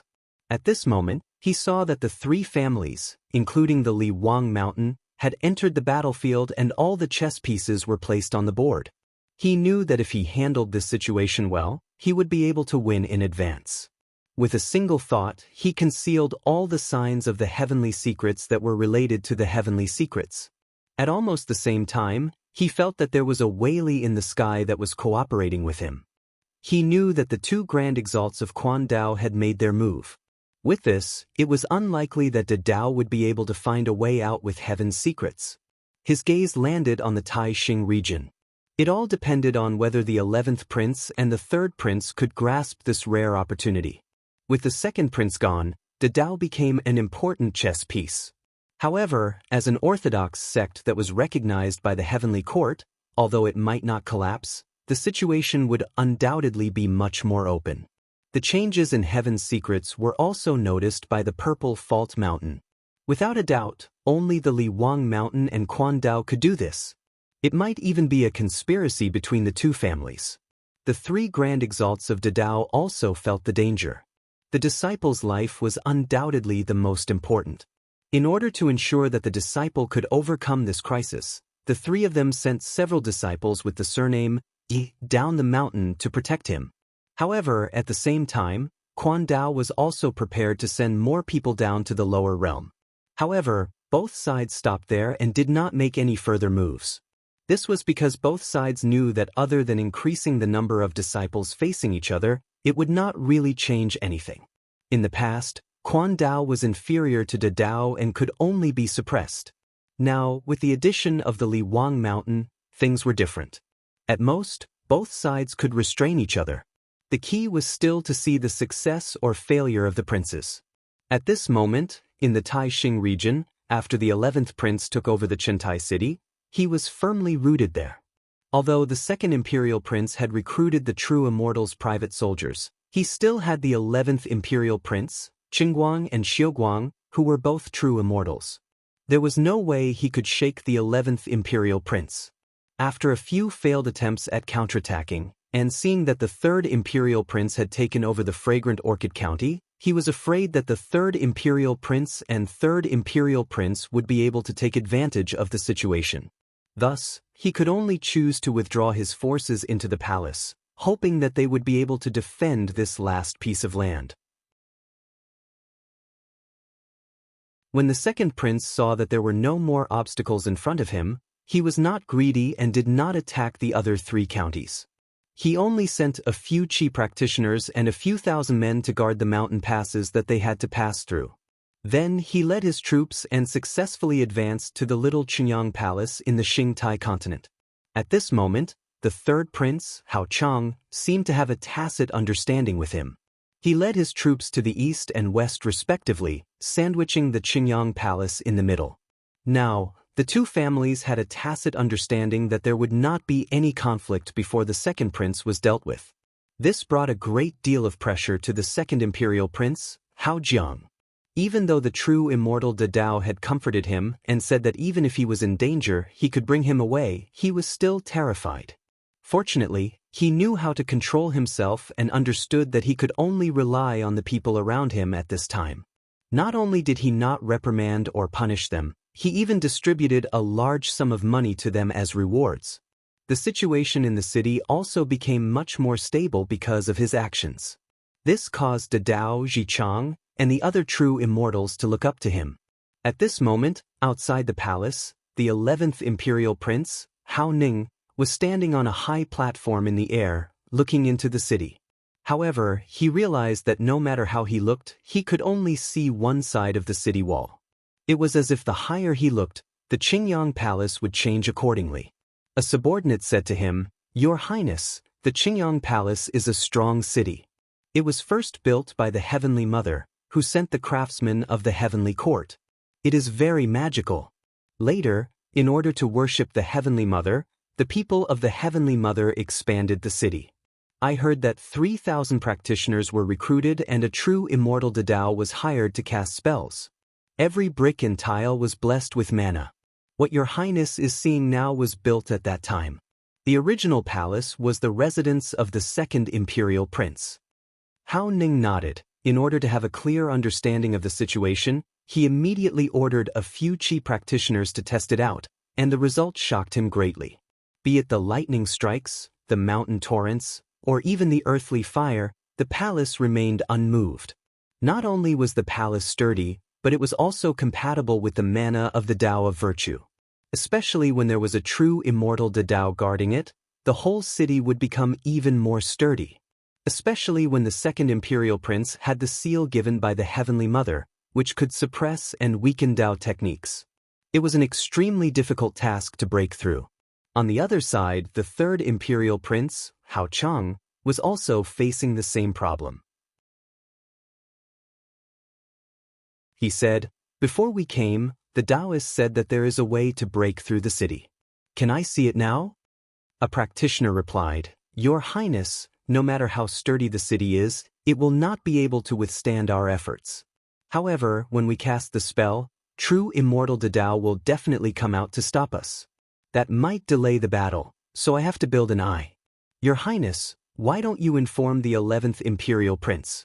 If we work together, it will be much easier." Hao Chang thought for a while and waved his hand. "There's no need for that. We can make the first move. With the 11th imperial prince's personality, he will definitely not sit and watch." At this moment, a confidant came forward and whispered, "Your Highness, what if the 11th imperial prince really doesn't move?" Hao Chang said calmly, "That's even better. If I expel the second imperial prince, with my reputation, the throne will be mine. I have to thank the 11th imperial prince." There was a Taoist standing beside him. He was a true immortal of the Quan Dao sect. His Taoist name was Yin Ming. At this moment he stood up and bowed. "Third imperial prince, please allow I to break through the city." Hao Chang's expression turned solemn. He raised his hand and bowed. "Thank you, Taoist." Yin Ming replied, "It's fine." He raised his finger and drew something in the air. After a while, an imperial talisman appeared. He called for a disciple and said, "Send this talisman to Tianzhong." The disciple stepped on the clouds and held the imperial talisman in his hand. He opened it and waved it downwards. Immediately, a round of light shone down. But at this moment, a spiritual light suddenly rose from the top of the little Qingyang Palace. A talisman jumped out and emitted a white mist that blocked the golden light. The two sides faced each other for a while. Suddenly, a sharp sword ray shot out from the west and slashed the spiritual light. The talisman shook and became unstable. The disciple above saw this and became spirited. He used his mana to push the golden light forward. The spiritual smoke talisman couldn't withstand the pressure from both sides and was gradually suppressed. Inside the palace, Ji Chang frowned. It was not easy to deal with a pincer attack from both sides. He called out, "Junior apprentice brother, please help me." Ji Sheng responded. The two of them used their mana at the same time. In a split second, the spiritual smoke rose up a few inches. But it was only a slight increase. After a few breaths, both sides increased their strength. It was obvious that there were more people attacking and they couldn't withstand it. Ji Chang thought for a while and said, "Junior apprentice brother, let's stop." Ji Sheng was surprised but he didn't insist. He withdrew his mana. Without the support of the two, the talisman immediately weakened. It was suppressed to the top of the city wall, maintaining the last bit of spiritual light. But this was also exhausting the foundation of the city. The longer it lasted, the more damage it would cause to the little Qingyang Palace. Ji Xing was puzzled. Just now, there are 2 more junior apprentice brothers here. Why don't senior apprentice brother ask them to help? Ji Chang said with a heavy expression, "Forgottenly Mountain and Quan Dao are working together. Even if we fight against them, we won't be able to win. If this drags on, it won't end well for us." Ji Xing said, "Qingtai continent is the territory of the second prince. The 11th prince and the 3rd prince came from afar. If this drags on, won't it be beneficial for me?" Ji Chang shook his head. "Not so. The second prince may seem to have some foundation, but he has already taken out everything he has. On the other hand, the 11th prince and the 3rd prince still have some strength left. If this drags on, it will be disadvantageous for me." Ji Xing said, "Then what does senior apprentice brother think we should do?" Ji Chang said in a low voice, "This place looks indestructible, but it is actually a dead end. Rather than being forced to retreat, it is better to escape as soon as possible." Ji Xing thought about it and nodded. After they reached an agreement, they immediately asked for the second prince. Ji Chang told him the reason why they had to leave and advised, "Time is of the essence. Your Highness, please don't hesitate. Please leave with us as soon as possible. That way we can preserve our strength. After tidying up, we can come back and fight again." Hao Ji's expression changed. He thought that he could rely on the sturdy city to hold on. He didn't expect Ji Chang and Ji Chang to want him to leave. Even though he was reluctant to leave, he knew that he couldn't do anything if he left. He gritted his teeth and bowed solemnly, "I'm counting on you too." Ji Chang was satisfied with Hao Ji's quick decision. He said, "This time, there shouldn't be too many people leaving. Your Highness should only bring along your trusted aides. The recruited soldiers can be dismissed first. This way, the 11th prince and the second prince won't have any excuse to make things difficult for them. They can be recruited again in the future." Hao Ji immediately agreed. He bade farewell to the two and left to make arrangements. Because it was not an easy task to reconcile the interests of all parties, especially to appease the gods. After all, they would be of use in the future. Thus, it took him 7 days and nights to arrange everything properly. At this time, the small Qingyang Palace was showing signs of breaking down. No matter how sturdy it was, under the attrition of many loose immortals and even genuine immortals, the restrictive power was being stripped away layer by layer. It would not be long before it was broken. Seeing this, Hao Ji was glad that he made the decision early. Otherwise, even if he could leave, he would have to abandon his trusted aides. In that case, even if he retreated to another fief, without the help of the Heavenly Mother, he would not be able to do much. He brought his subordinates to where Ji Chang and the others were. He said, "Dear Taoists, I am ready. When do we leave?" Ji Chang calculated and saw that it was still the same as before. Heaven's design was still chaotic. He gave up and said, "Since your Highness is ready, we will leave now." With a single thought, he brought Hao Ji and the rest into a ray of light. Then, together with the rest of the virtuous cultivators, they exerted their mana at the same time. With a loud bang, they left the small Qingyang Palace. With his ability, he could have brought everyone to another place in an instant. However, when he tried, he was blocked by an invisible force. He knew that this place was covered by a magical treasure. Ji Chang had expected this, so he was calm. Just as he was about to leave this place, 2 rays of light flashed in front of him. 2 Taoists stood in front of him. One of them smiled and said, "Dear Taoists, you are in such a hurry. Where are you going?"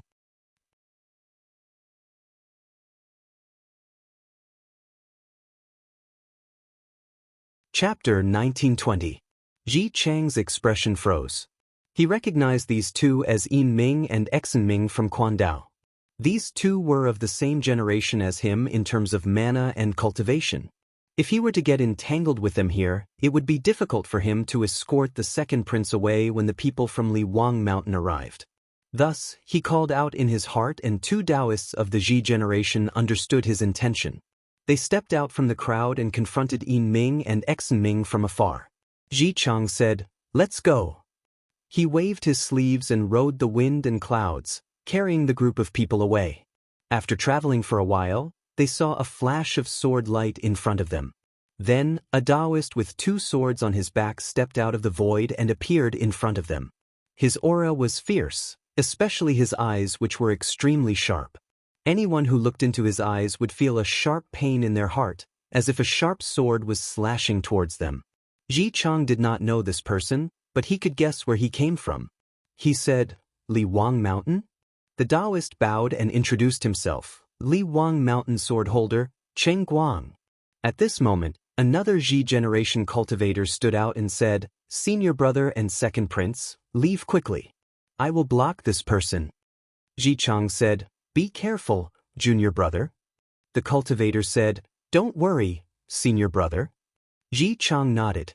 Even if the people of the Ji generation could not defeat the opponent, they could still escape and their lives would not be in danger. Thus, he was not worried. He used his mana and once again rode the wind and clouds to escape. However, the road ahead was clearly not smooth, and before he had gone far, there were people charging out to obstruct him. It was impossible for him to stop and face the enemy, so he could only send out his subordinates one by one to obstruct the enemy. In this way, layer after layer of obstructions, there were fewer and fewer people protecting him. Ji Chang's expression gradually became serious. He had no way of avoiding this kind of thing. Logically speaking, as long as he did not leave the range of the magic treasure above, there was no place that was safe.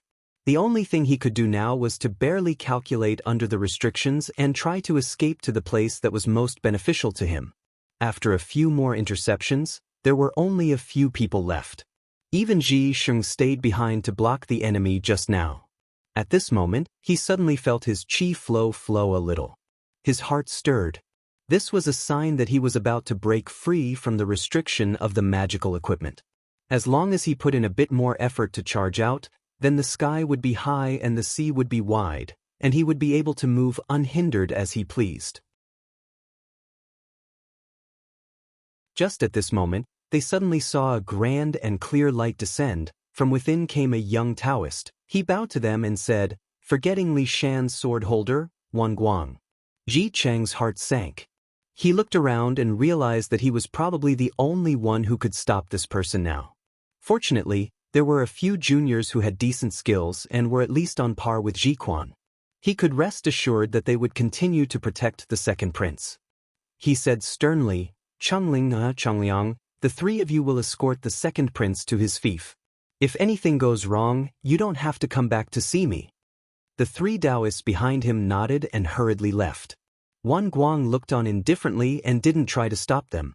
Ji Chang turned around and said solemnly, "I will accompany you to the outer space." Wan Guang nodded.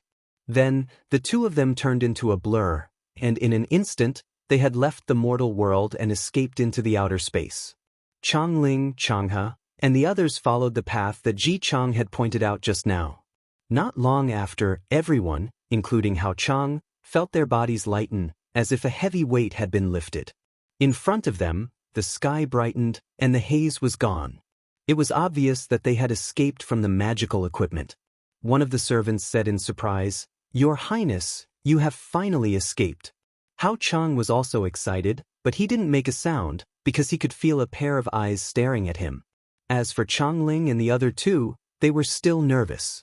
They knew that they were not out of danger yet, so they didn't dare to hesitate and tried to turn their mana.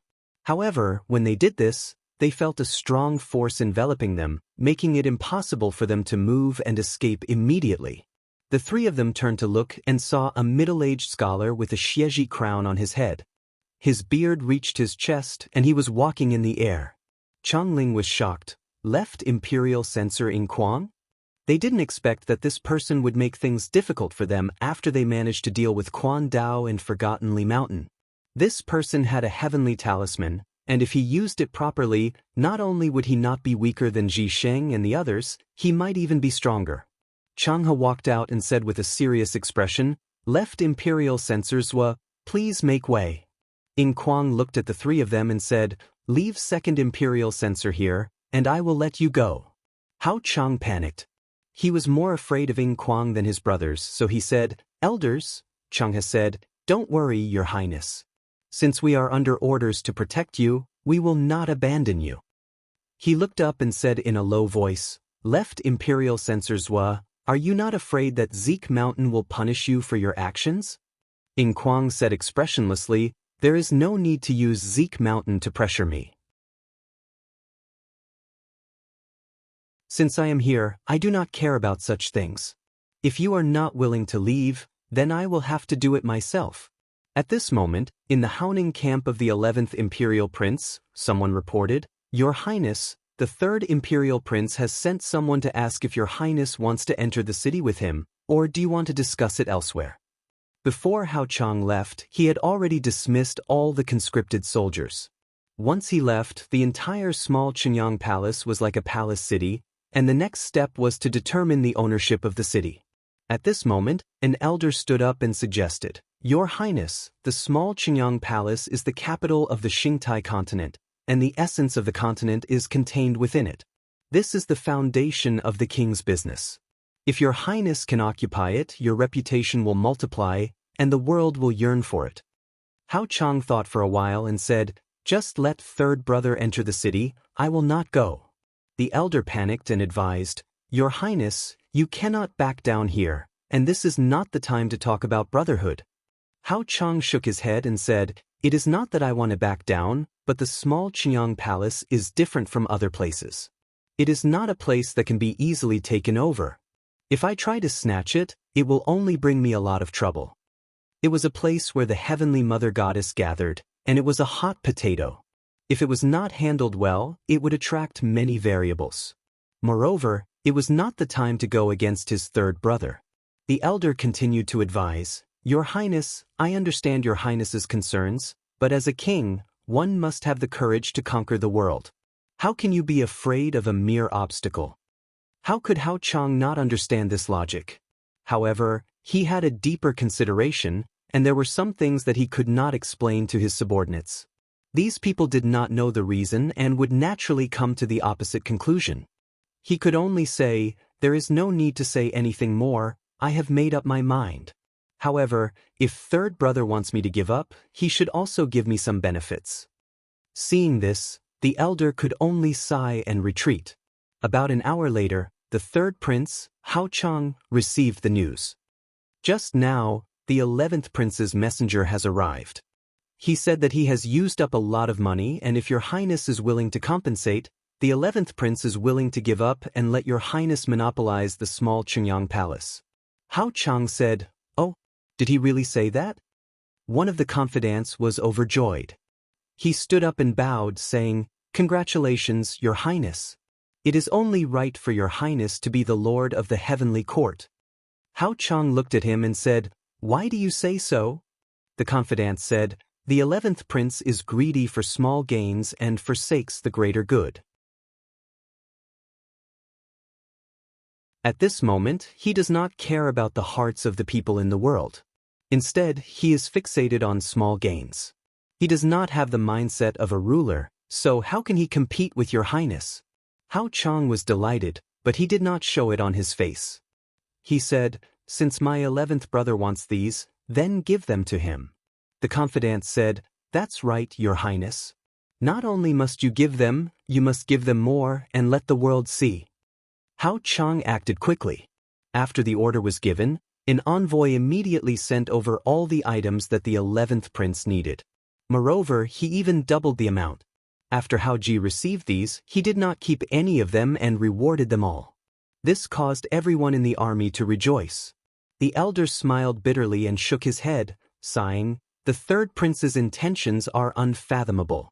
This way, everyone in the world will know about this. Unless Your Highness forsakes morality, it will be hard for you to compete with him for this place." Hao Ji saw that this matter was settled. After everything was settled, he prepared to leave.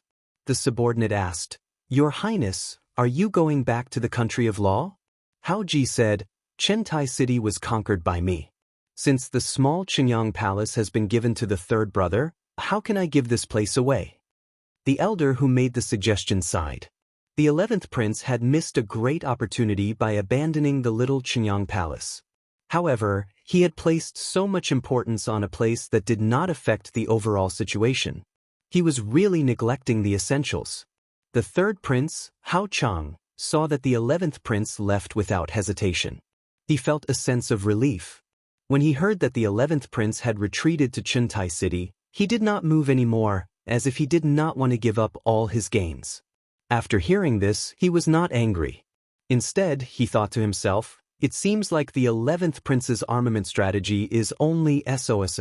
I originally thought of him as an opponent, but now it seems like he is just SOS." However, he did not plan to fight with the 11th prince immediately. This was because the second prince was not dead yet, and their common enemy was not gone. It was not a good time to fight. Moreover, even if there was a result, he could try to get Quan Dao to discuss with the Forgotten Li Mountain again. If they could come to an agreement, then there would be no need to fight anymore. On that day, Hao Chang entered the little Qinyang Palace under the escort of the crowd. After he took control of the place, he called for one of his trusted subordinates but did not say a word. The confidant understood tacitly and said, "Your Highness, this subordinate already knows what to do." Hao Chang did not say anything. He stood up and turned to leave. After the confidant sent him off respectfully, he stood up and looked for the head of the maids. He said, "When we attacked the city, the Celestials in the palace had gathered troops to help us. Now that your Highness is here, who knows if they will have other thoughts? Bring your men and kill them all." The head servant said, "Minister, before the second prince left, he had already dismissed his private soldiers. Moreover, most of them have expressed their willingness to follow the third prince's orders." The confidant interrupted him and said with hatred, "It is hard to tell whether they are sincere or just waiting for an opportunity. Moreover, they are not willing to pay the tribute. It is obvious that they are still loyal to the second prince. We can't stay here and cause trouble. Do you understand?" The head servant felt cold sweat on his back. He knew that once he did this, he would not be able to escape the punishment of the Heavenly Mother. However, there was no way he could refuse now. He gritted his teeth and said, "Yes, Your Highness."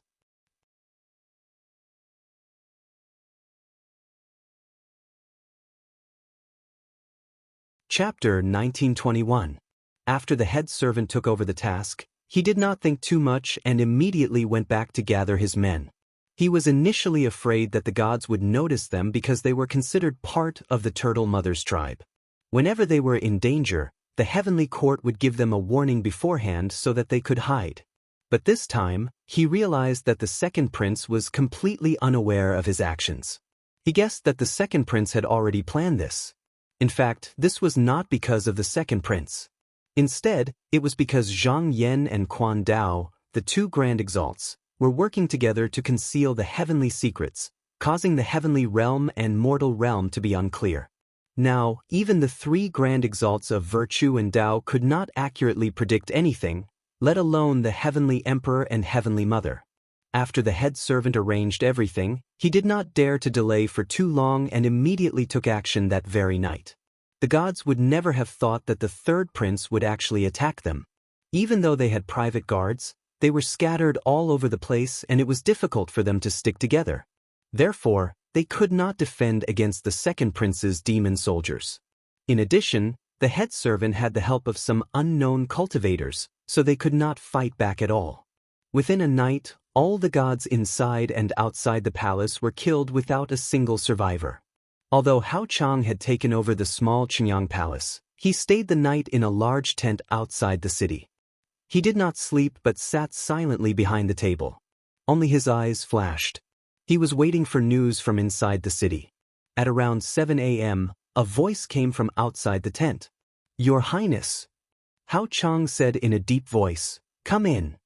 The curtain was lifted and the confidant walked in. He lowered his voice and said, "Your Highness, it's done." Hao Chang did not reply immediately. his breathing became heavier, but he quickly regained his composure. He said calmly, "Kill all the demon soldiers that entered the city last night. Leave no one alive." The confidant bowed and said, "Yes." Hao Chang paused for a moment and added, "Treat the head servant Chila's people well." The trusted aide nodded, clasped his hands, and retreated. There was a flash of light in the tent and a Taoist walked out. He stood there and said, "Your Highness, Turtle Mother will definitely punish you for what you have done."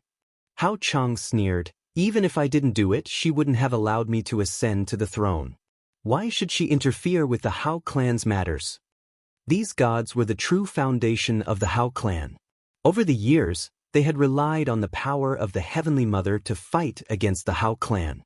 How could they let go of such a good opportunity to weaken them? He believed that even if the Celestial Emperor knew what he was doing, he would definitely acquiesce. Furthermore, even if Heavenly Mother Kuang were to investigate, she could probably push the blame onto those demon soldiers who did not listen to her orders. It could be said that there was no evidence. Moreover, in order to support him, Quan Dao would definitely help him block the pressure from the Heavenly Mother, so he was not afraid. He leaned to the side and said, "How is my second brother?" The Taoist said, "My fellow apprentice brothers are in the midst of intercepting them. Your Highness, please wait patiently." Hao Chang said, "I have waited for so many years, I can wait for a few more days." At this moment, amidst the clouds, In Kwang saw that Zhang He and the others were unwilling to retreat. With a thought, a talisman that radiated golden light flew up by itself and hung high up in the sky. Rays of light shone down from above and instantly dyed the blue firmament. Changling, Changhe and Changling were about to use their mana, but when they were shown by the light, they immediately felt their bodies float, as if there was a huge force trying to push them out of this world. They knew that this was the power of the heavenly talisman. If they let their guard down even a little, they would immediately be sent somewhere else. They hurriedly gathered all the mana in their bodies to resist, but the power was abnormally strong and continuous. Although they were not sent away, they were unable to move. In Kwang restrained the 3 cultivators of Tao of Virtue and was about to attack the second prince when he suddenly frowned and looked to the side. He saw a faint purple aura and a Daoran appeared there. It was Taoist Ji Lu from Zeek Mountain. Just now, he suddenly felt uneasy, suspecting that something had happened here. However, it was difficult to discern the mysteries of heaven. In order to ensure his safety, he didn't wait for the Grand Elder to issue an order and instantly teleported over. When he saw the current situation, he also rejoiced in his heart.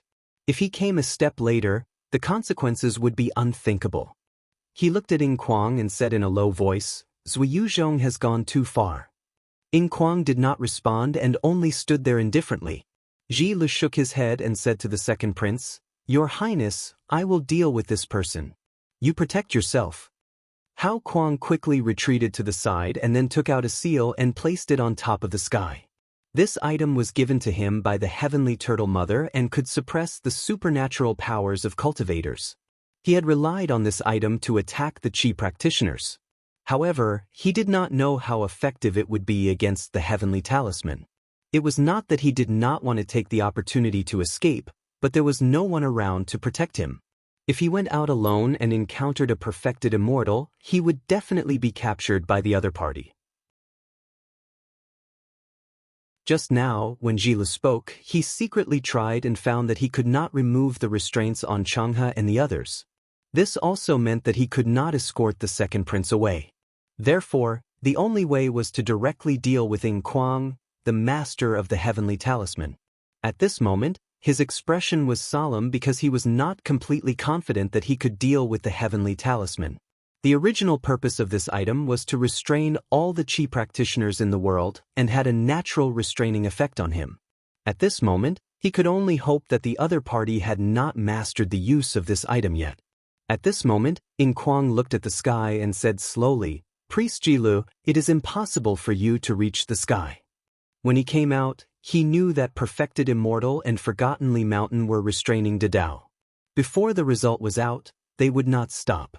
Therefore, he had plenty of time to deal with the other party. Ji Lu saw that he was standing still, but suddenly, he felt a monstrous pressure pressing down on him. His body suddenly became extremely heavy. As a person of Dao, he knew a little about the heavenly talisman. He knew that this item could restrain any supernatural powers or Dao techniques. However, when the master of the heavenly talisman fought against it, if his spiritual thinking was slightly slow or if he did not grasp the opportunity, he would lose his rigidity. If he could constantly change his tactics, he would be able to avoid to a certain extent, and then there would be a chance to defeat his opponent. At this moment, the heavenly talisman turned and a ray of fairy books shone down. In an instant, Ji Li successively changed a dozen divine abilities, but he quickly noticed that all these were of no use. The fairy book had actually directly invaded the Dharmakaya, and it seemed that all his countermeasures were useless. He couldn't help but be greatly shocked. Obviously, his opponent had already utilized this item to an extremely profound level. At this moment, In Kuang said calmly, "Priest Ji Quan, please go back." As he said this, 5 fairy books on the heavenly talisman disappeared forever. Ji Li said. He only had time to say one word before he disappeared from heaven and earth. Chang He and the other 2 were also sent away, and no one knew where they were transferred to. In Kuang turned his head and looked at second Prince Hao Ji. Without saying a word, the heavenly talisman on top of his head turned, and a mighty force struck down on him. Second Prince Hao Ji staggered, and a ball of light burst out from his body. This was because he had the Celestial Emperor's Edict of Exemption, and with the protection of the talisman on top of his head, he did not die. However, this could only block 1 or 2 attacks. He panicked and shouted, "Zhuyu, why do you want to harm me? If you let me go, I will definitely ask my mother to pardon you." In Kuang looked at him indifferently, and the heavenly talisman continued to turn. After a while, the talisman in the sky first exploded, and then the light on Hao Ji's body dimmed. When the last bit of light dissipated, he was penetrated by a ray of rainbow light. Hao Ji stood there blankly for a moment, disbelief and fear still lingering in his eyes. After a while, his body exploded with a bang, and his chi was like a flourishing firework that spread in the sky. Then, it all turned into ashes and scattered all over the mortal world. In Kuang looked at this scene and did not speak for a long time. A clear light flashed, and Dandy Light appeared not far away. In Kuang said slowly, "Priest Dandy Light, I killed a prince, so the Celestial Court will definitely send a Celestial Lord to arrest me. If I fail, I will ask Mount Li Wang to take care of my disciple." Dandy Light said, "I will bring them to Mount Li Wang to cultivate. Zhuyu does not need to worry about this." In Kuang nodded and said no more. After 10 breaths, he suddenly raised his head, looked at the sky, and said, "They're here." A rumbling sound came from the depths of the sky, and the sun suddenly became dim. Then the stars in the sky lit up one by one, and thousands of stars shot down. Dandy Light knew at a glance that it was the Celestial Lords descending to the lower realm. The Celestial Court's military affairs were all in the hands of these Celestial Lords, and they were the most powerful force in the Celestial Court. With a decree from the Celestial Arch, apart from the Grand Elders, any Qi practitioners or sects in the universe could be easily annihilated. The demon soldiers on the ground could not be compared to them. In Kuang said in a deep voice, "Priest, we bid farewell here." When he finished, he straightened his body and went to meet the Celestial Lord. In Mount Li Wang, Zhang Yan saw that the second prince was dead, so he retracted his arcane energy and returned. At this moment, he suddenly felt something, and with a thought, he once again went to the palace in the nameless place. When he walked in, the 2 Grand Elders were also there. After greeting each other, the 3 of them sat on the seats that they used to sit on. The Taoist on the left said, "With the second prince's death, Dao has lost a key person. However, Zeke Mountain will not stop just like that. They will definitely find another candidate, and I will foil their plan." Zhang Yan said, "Fellow Taoists, who do you think virtuous Dao will choose?" The Taoist on the right said, "2 people, the Crown Prince and the 14th Prince." In fact, the Crown Prince was the most suitable candidate just now, but he hated the heretics and disliked the Hao clan and Si clan, so it was impossible for him to ascend to the throne. However, because of his special identity, no one paid attention to him, and almost all the princes pretended that he did not exist during the competition. The 14th prince was undoubtedly the last choice that the celestial the Arch left for himself. If the prince that was chosen through the competition did not meet the celestial Thearcha's expectations, then this prince would most likely be the final winner. Zhang Yan thought about it. The 14th prince was raised by the celestial the Arch, so no one could do anything to him. Here, the celestial Thearcha's wishes were the most important. Since Quan Dao and Mount Li Wang had won this time, they had the right to compete with Quan Dao by working together. Therefore, they could exert pressure on him and find a way to force him to give in.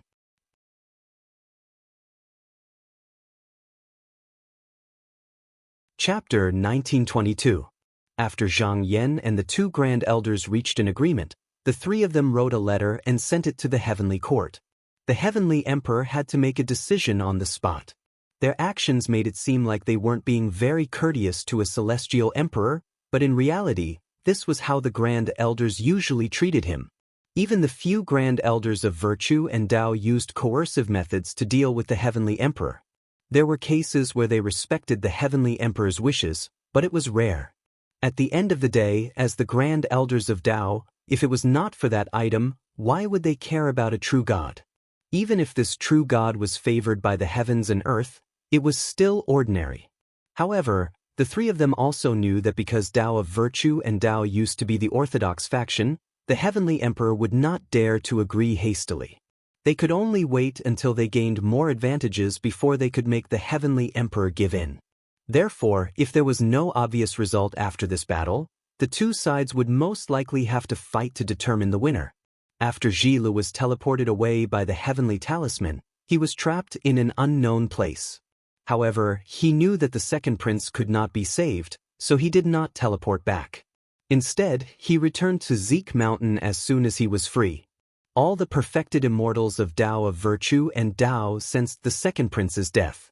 They were originally fighting with the Forgotten Li Mountain and Tao of virtue and Tao sect, but since the second prince was gone, there was no need for them to continue fighting, so they quietly retreated.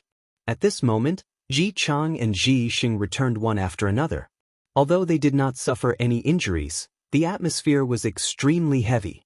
Ji Lu said in a low voice, "The second prince is dead. If Zeke Mountain wants to maintain its position as the orthodox faction, we must choose another prince." Ji Chang said, "The seventh prince can be used." The seventh disciple was their other choice.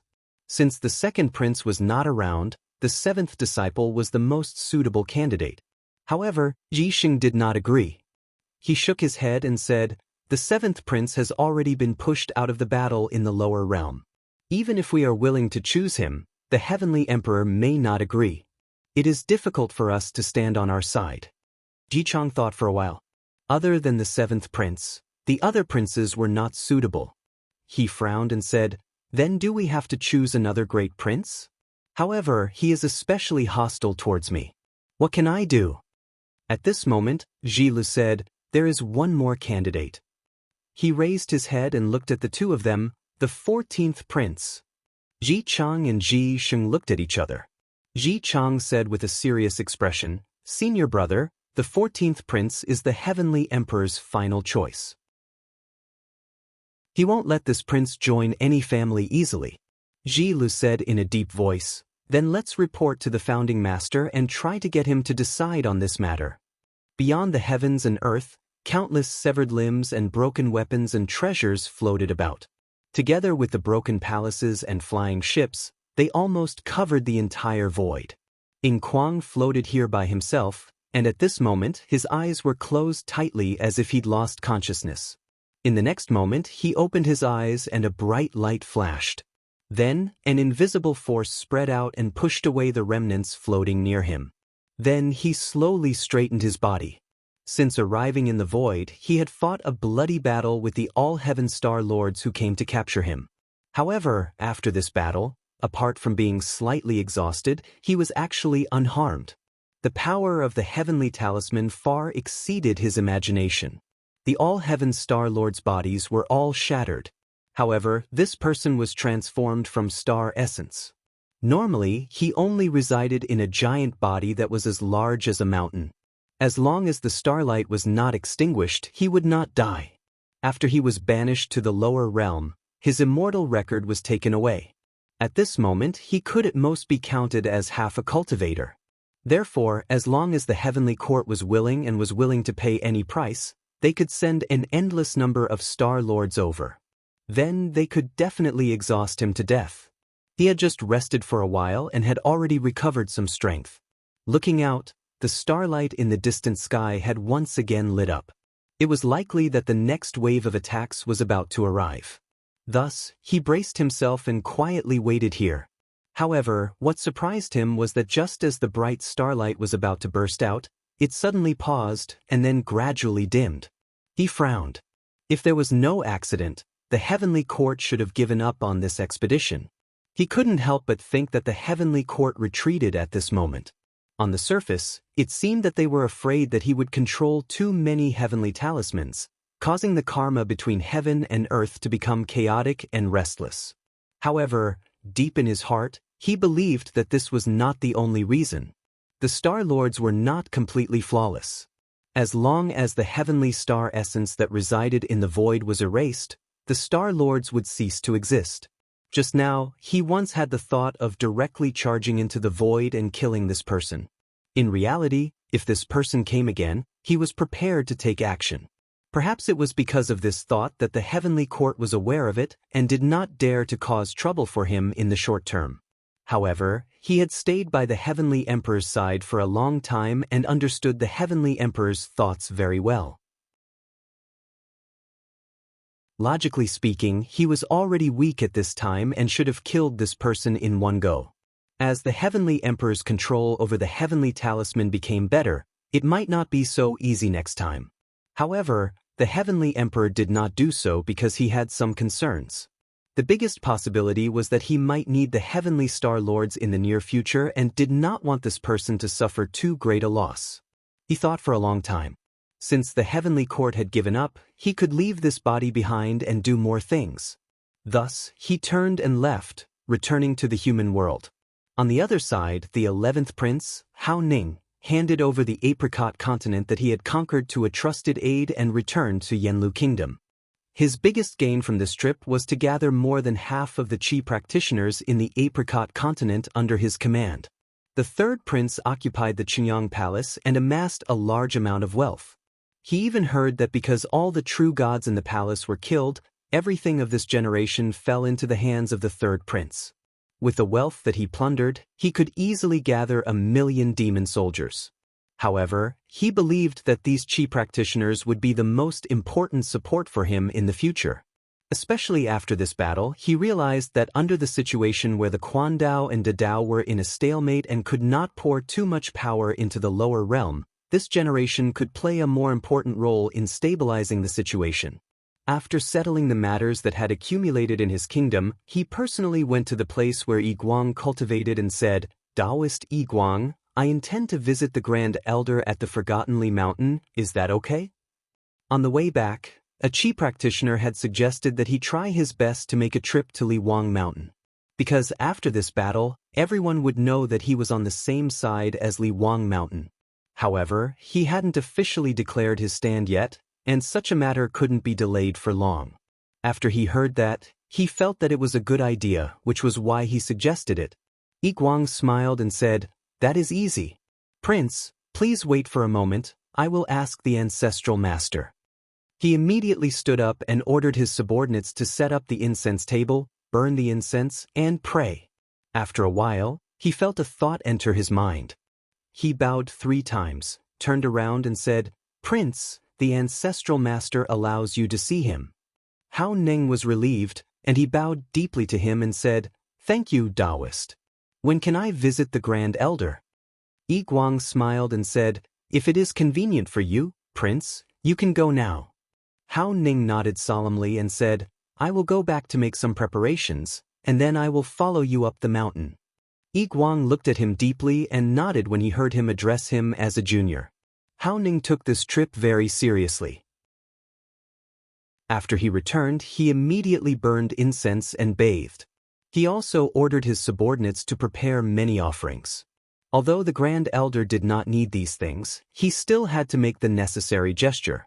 The next day, he went to Guang again, and the latter rolled up his sleeves and flew up. Hao Ning felt that he had landed on a celestial mountain, and there was a Taoist palace in front of him. Some Taoists were cultivating in the open space in front of the palace, and no one looked at them. Guang said, "Prince, please wait here for a moment, I will go into the palace to report to the ancestral master." Hao Ning quickly said, "Thank you, Taoist." Not long after, a Taoist child walked out and said with a clear voice, "Are you the 11th prince?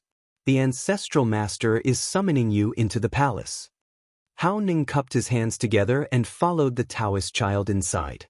When they arrived at the main hall, they saw that there were two Taoists standing on both sides of the hall. Guang stood on the first seat on the right. Further up, there was a high platform where a young Taoist dressed in a black robe sat. However, even though his silhouette was extremely clear, when it was reflected in Hao Ning's mind, he could not see his face clearly. As the son of the Celestial Emperor, he knew that the Grand Elder was beyond the heaven and earth, and was not someone he could see. He quickly lowered his head and bowed respectfully, saying, "The 11th Prince of the Heavenly Monarch, Hao Ning, greets the Grand Elder." Zhang Yan nodded and said, "11th Prince, please rise." Hao Ning said loudly, "With the help of the Forgotten Mountain, the power of the Fenghua Kingdom is growing, but my brothers are only greedy for personal benefits, and none of them care about the people. I have the heart to rule the world, but I do not know how to do it. Please tell me, Grand Elder." He was not afraid that the Celestial Emperor would know, and he did not need to hide his true thoughts. When the Celestial Emperor was the first to banish him to the lower realm, he knew that if he did not fight for it, when the other brothers ascended to the throne, not only would his own fate be difficult to control, even the people who followed him would not have a good ending. Therefore he took this step forward, and there was no turning back. Zhang Yan looked down and said, "After the prince ascends to the throne, are you willing to worship the Forgotten Mountain?" Hao Ning heard this and bowed deeply, saying solemnly, "If I can ascend to the throne, I will worship the Forgotten Mountain as the righteous sect. My son will worship the true deity of the Forgotten Mountain as his teacher, and I swear that I will never go back on my words." Zhang Yan nodded slightly and said, "If I want you to expel the Tao of virtue and the Tao of perfection, are you willing?" Hao Ning was startled and immediately realized what the Forgottenly Mountain wanted to do.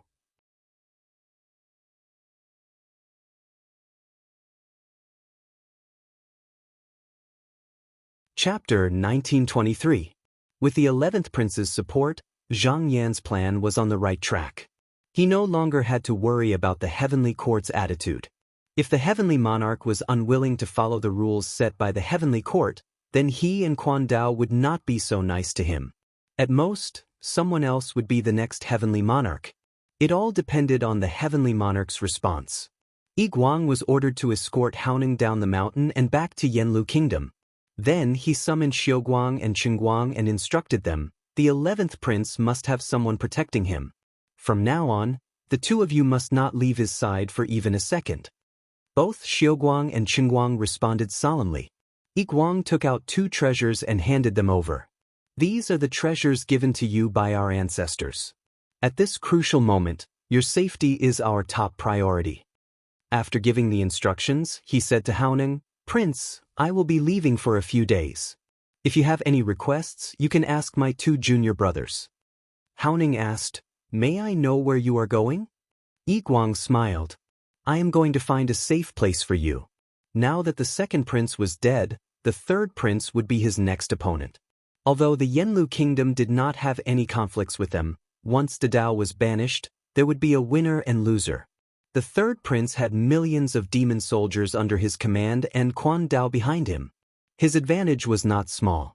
Even if the Yanlu Kingdom had many Qi practitioners, it would not be easy to deal with him. Thus, he needed more help. In a large tent in the Xingtai continent, the Jiao King, Kanji King, and the Jiao King, Hu Chao, were drinking and chatting. The two demon kings had originally agreed to side with each other, but now that the second prince had been defeated and the 11th prince did not accept any demon soldiers, they could only follow the third prince. However, they thought that this was a good choice. In the Battle of Qingtai Continent, the third prince, Hao Chang, had occupied the little Qinyang Palace and gained the most benefits. He could easily raise 1,000,000 soldiers. On the other hand, the other prince had occupied a few insignificant places and did nothing else. Therefore, no matter how one looked at it, the third prince had a higher chance of becoming the emperor than the 11th prince.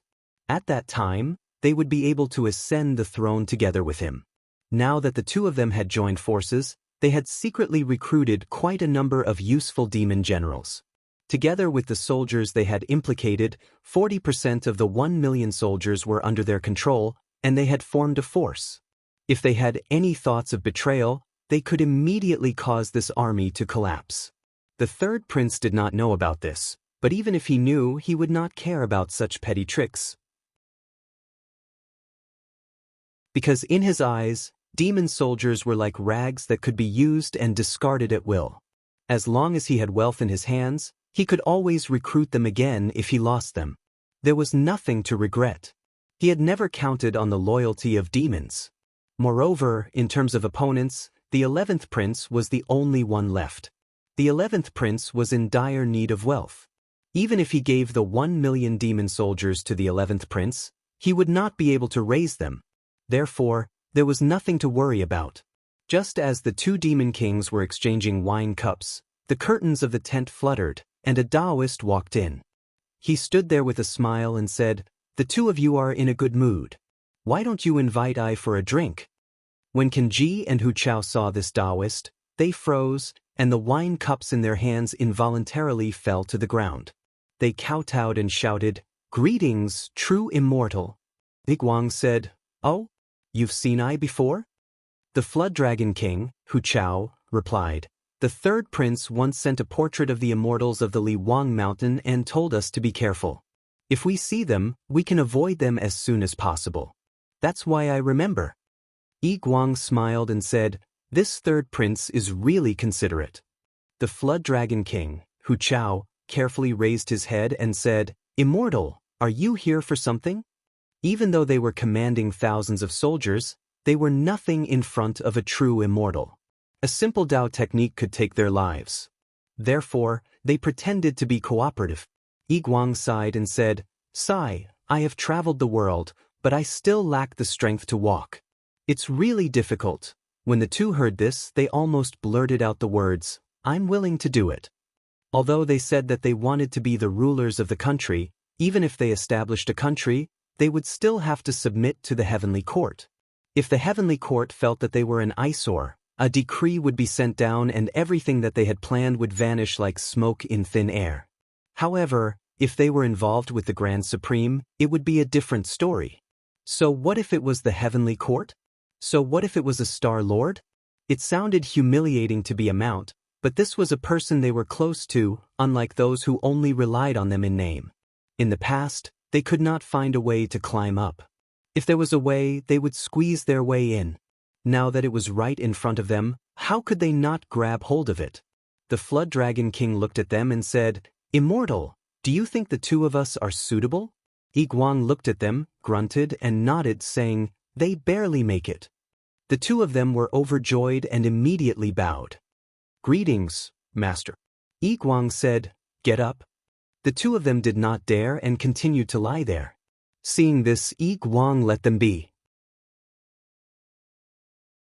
The Flood Dragon King, Hu Chao, carefully asked, "Should I follow Master back to the mountain now, or should I go somewhere else?" Yi Guang said, "I still have something for the two of you to do. For the time being, you can stay here and wait for my orders."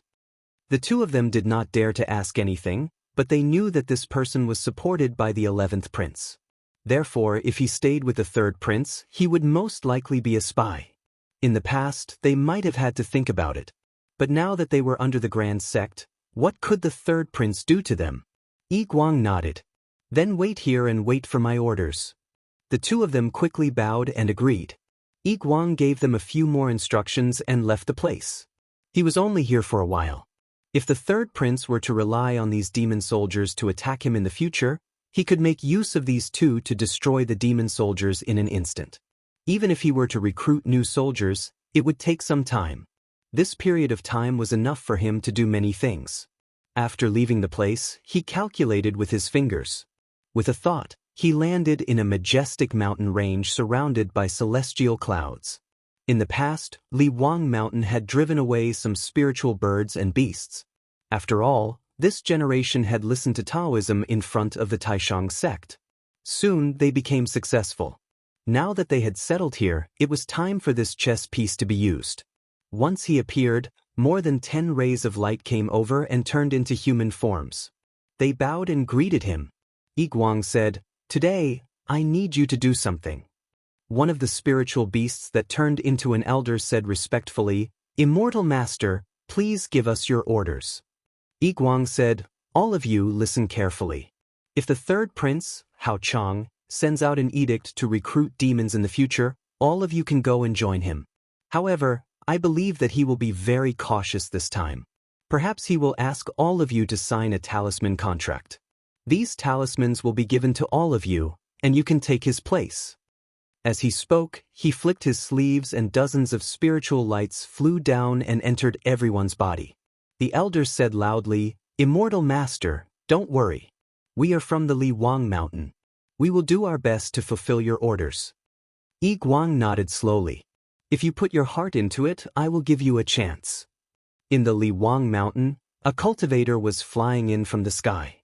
He was ordered by Zhang Yan to go to the heaven court and pressure the heaven monarch along with Quan Dao. He only returned to the mountain yesterday after he received an accurate reply. As soon as the conveyance light landed on the ground, he headed for the Dao Palace. After a brief report, he was summoned into the hall. When he saw Zhang Yan, he bowed and said, "Greetings, Ancestral Master. The heavenly monarch has replied." Zhang Yan asked, "What did the Hao clan say?" The cultivator replied, "The heavenly monarch said that since the princes haven't decided on a winner yet, it is not appropriate for him to speak now." Zhang Yan smiled. This heaven monarch really knows how to evade. What he meant was that the 11th prince and the 3rd prince haven't decided on a winner yet, so he couldn't make a decision either. The logic was good, but this was actually to provoke him and Quan Dao to decide on a winner first. However, before De Dao truly retreated, he and Quan Dao wouldn't do such a thing. Moreover, the heaven monarch still had a vague response in this situation. He didn't want to make a clear statement, not to mention after the battle between the Li Wang Mountain and Quan Dao. Zhang Yan asked a few more questions and ordered the cultivator to leave. He had already made an agreement with the two Taishang before that if the celestial emperor still couldn't decide on a successor after half a year, then he would make a move to abolish the celestial emperor, but at that time, De Dao would definitely come forward to stop them. His eyes flashed.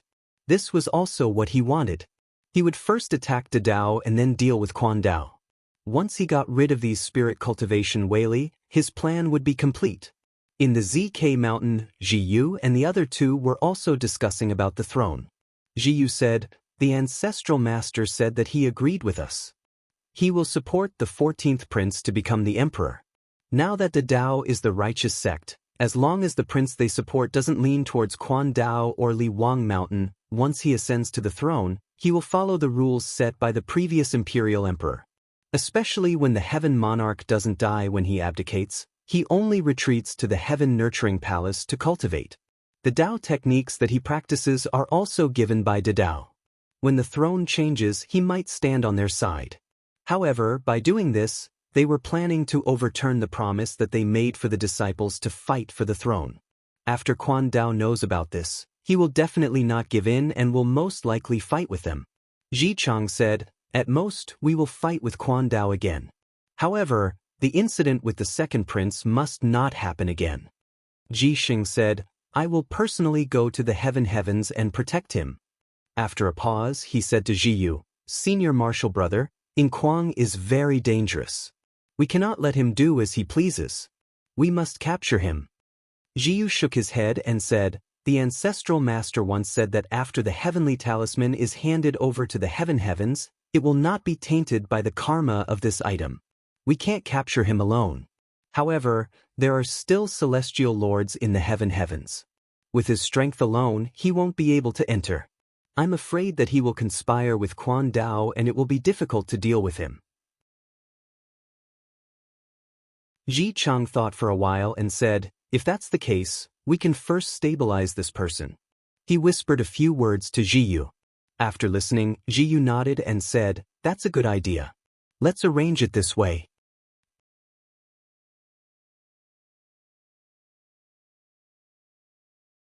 Chapter 1924. After Ing Kuang returned to the mortal realm, he did not return to his original residence.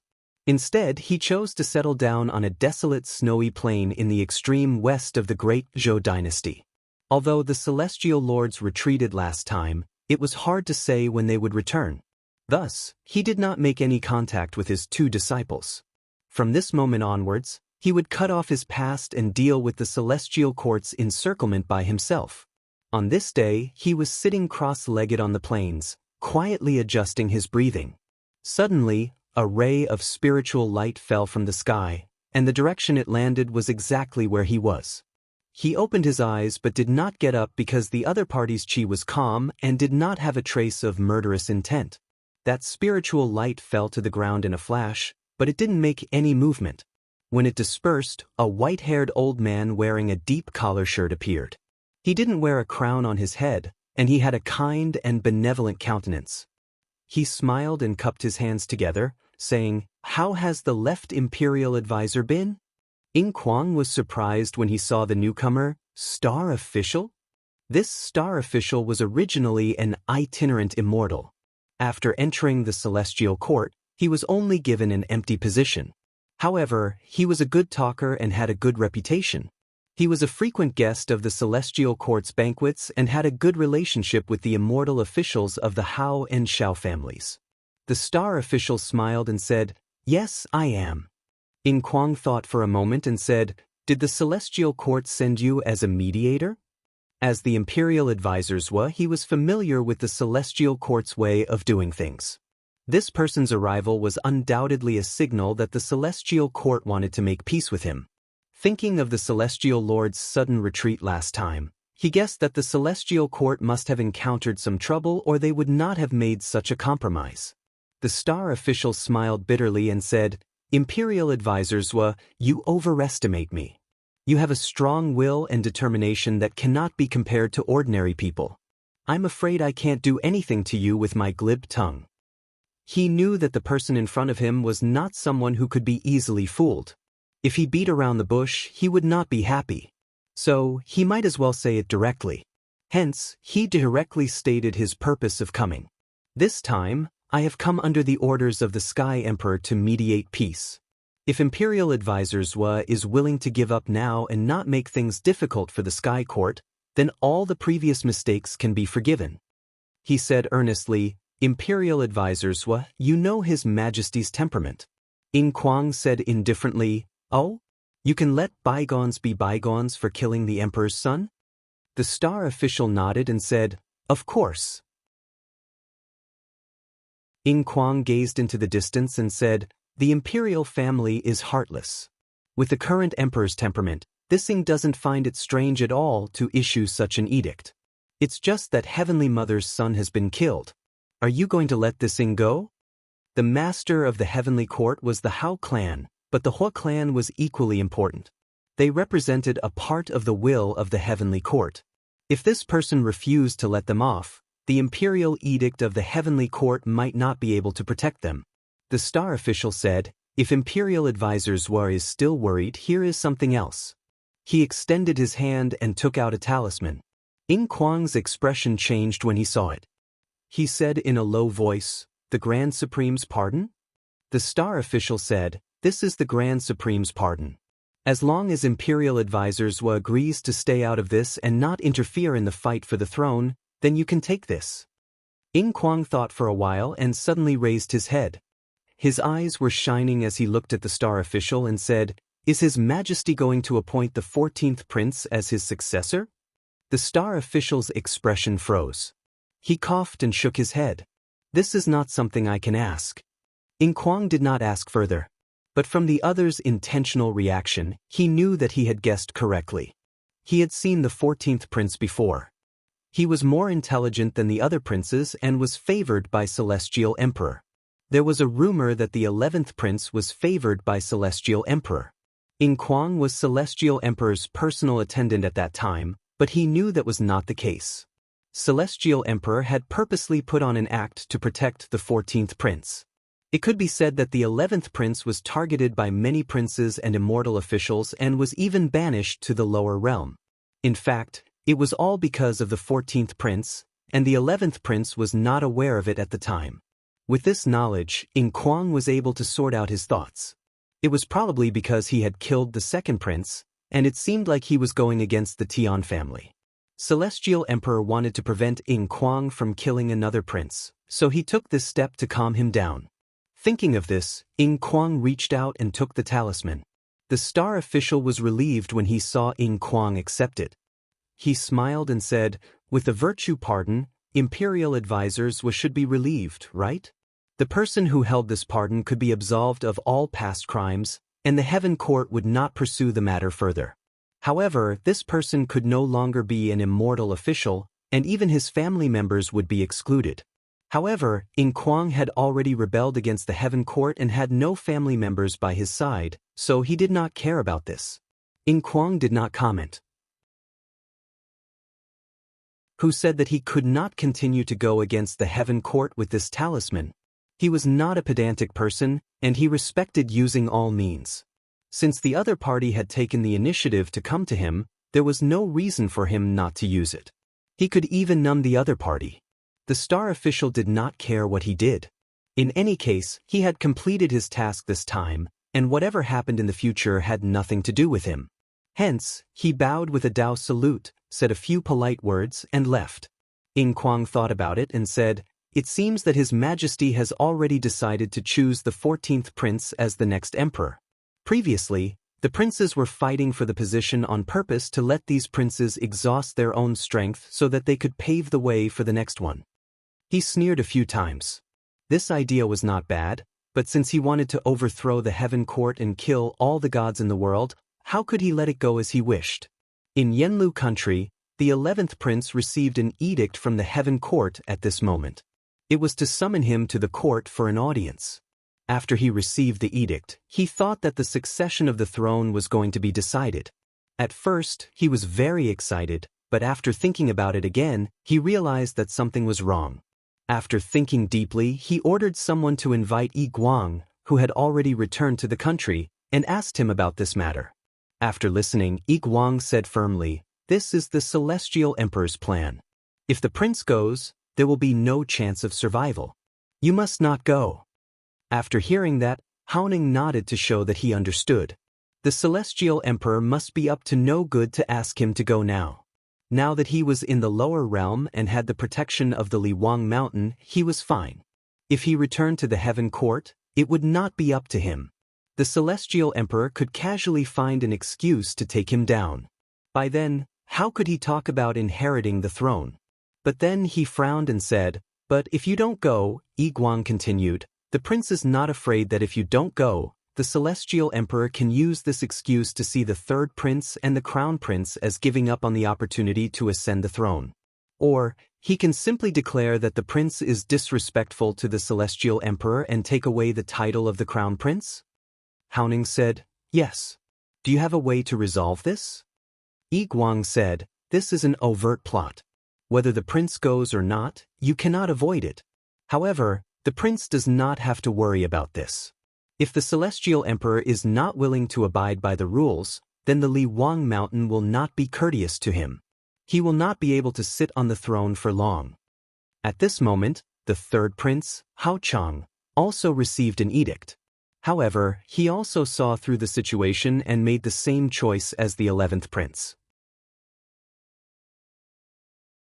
However, contrary to their expectations, the Celestial Emperor did not reprimand them for their actions. It was as if the matter had passed just like that. In the blink of an eye, half a year passed. In the Dao Palace, Zhang Yan was sitting in meditation. Suddenly, he sensed something and knew that there was a result in the heavenly court. At this moment, a boy came to report that Wang Guang wanted to see him.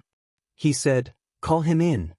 Wan Guang entered the palace and bowed. Ancestral Master, just now, the Celestial Emperor has sent down an edict saying that the 14th prince is the next successor to the throne.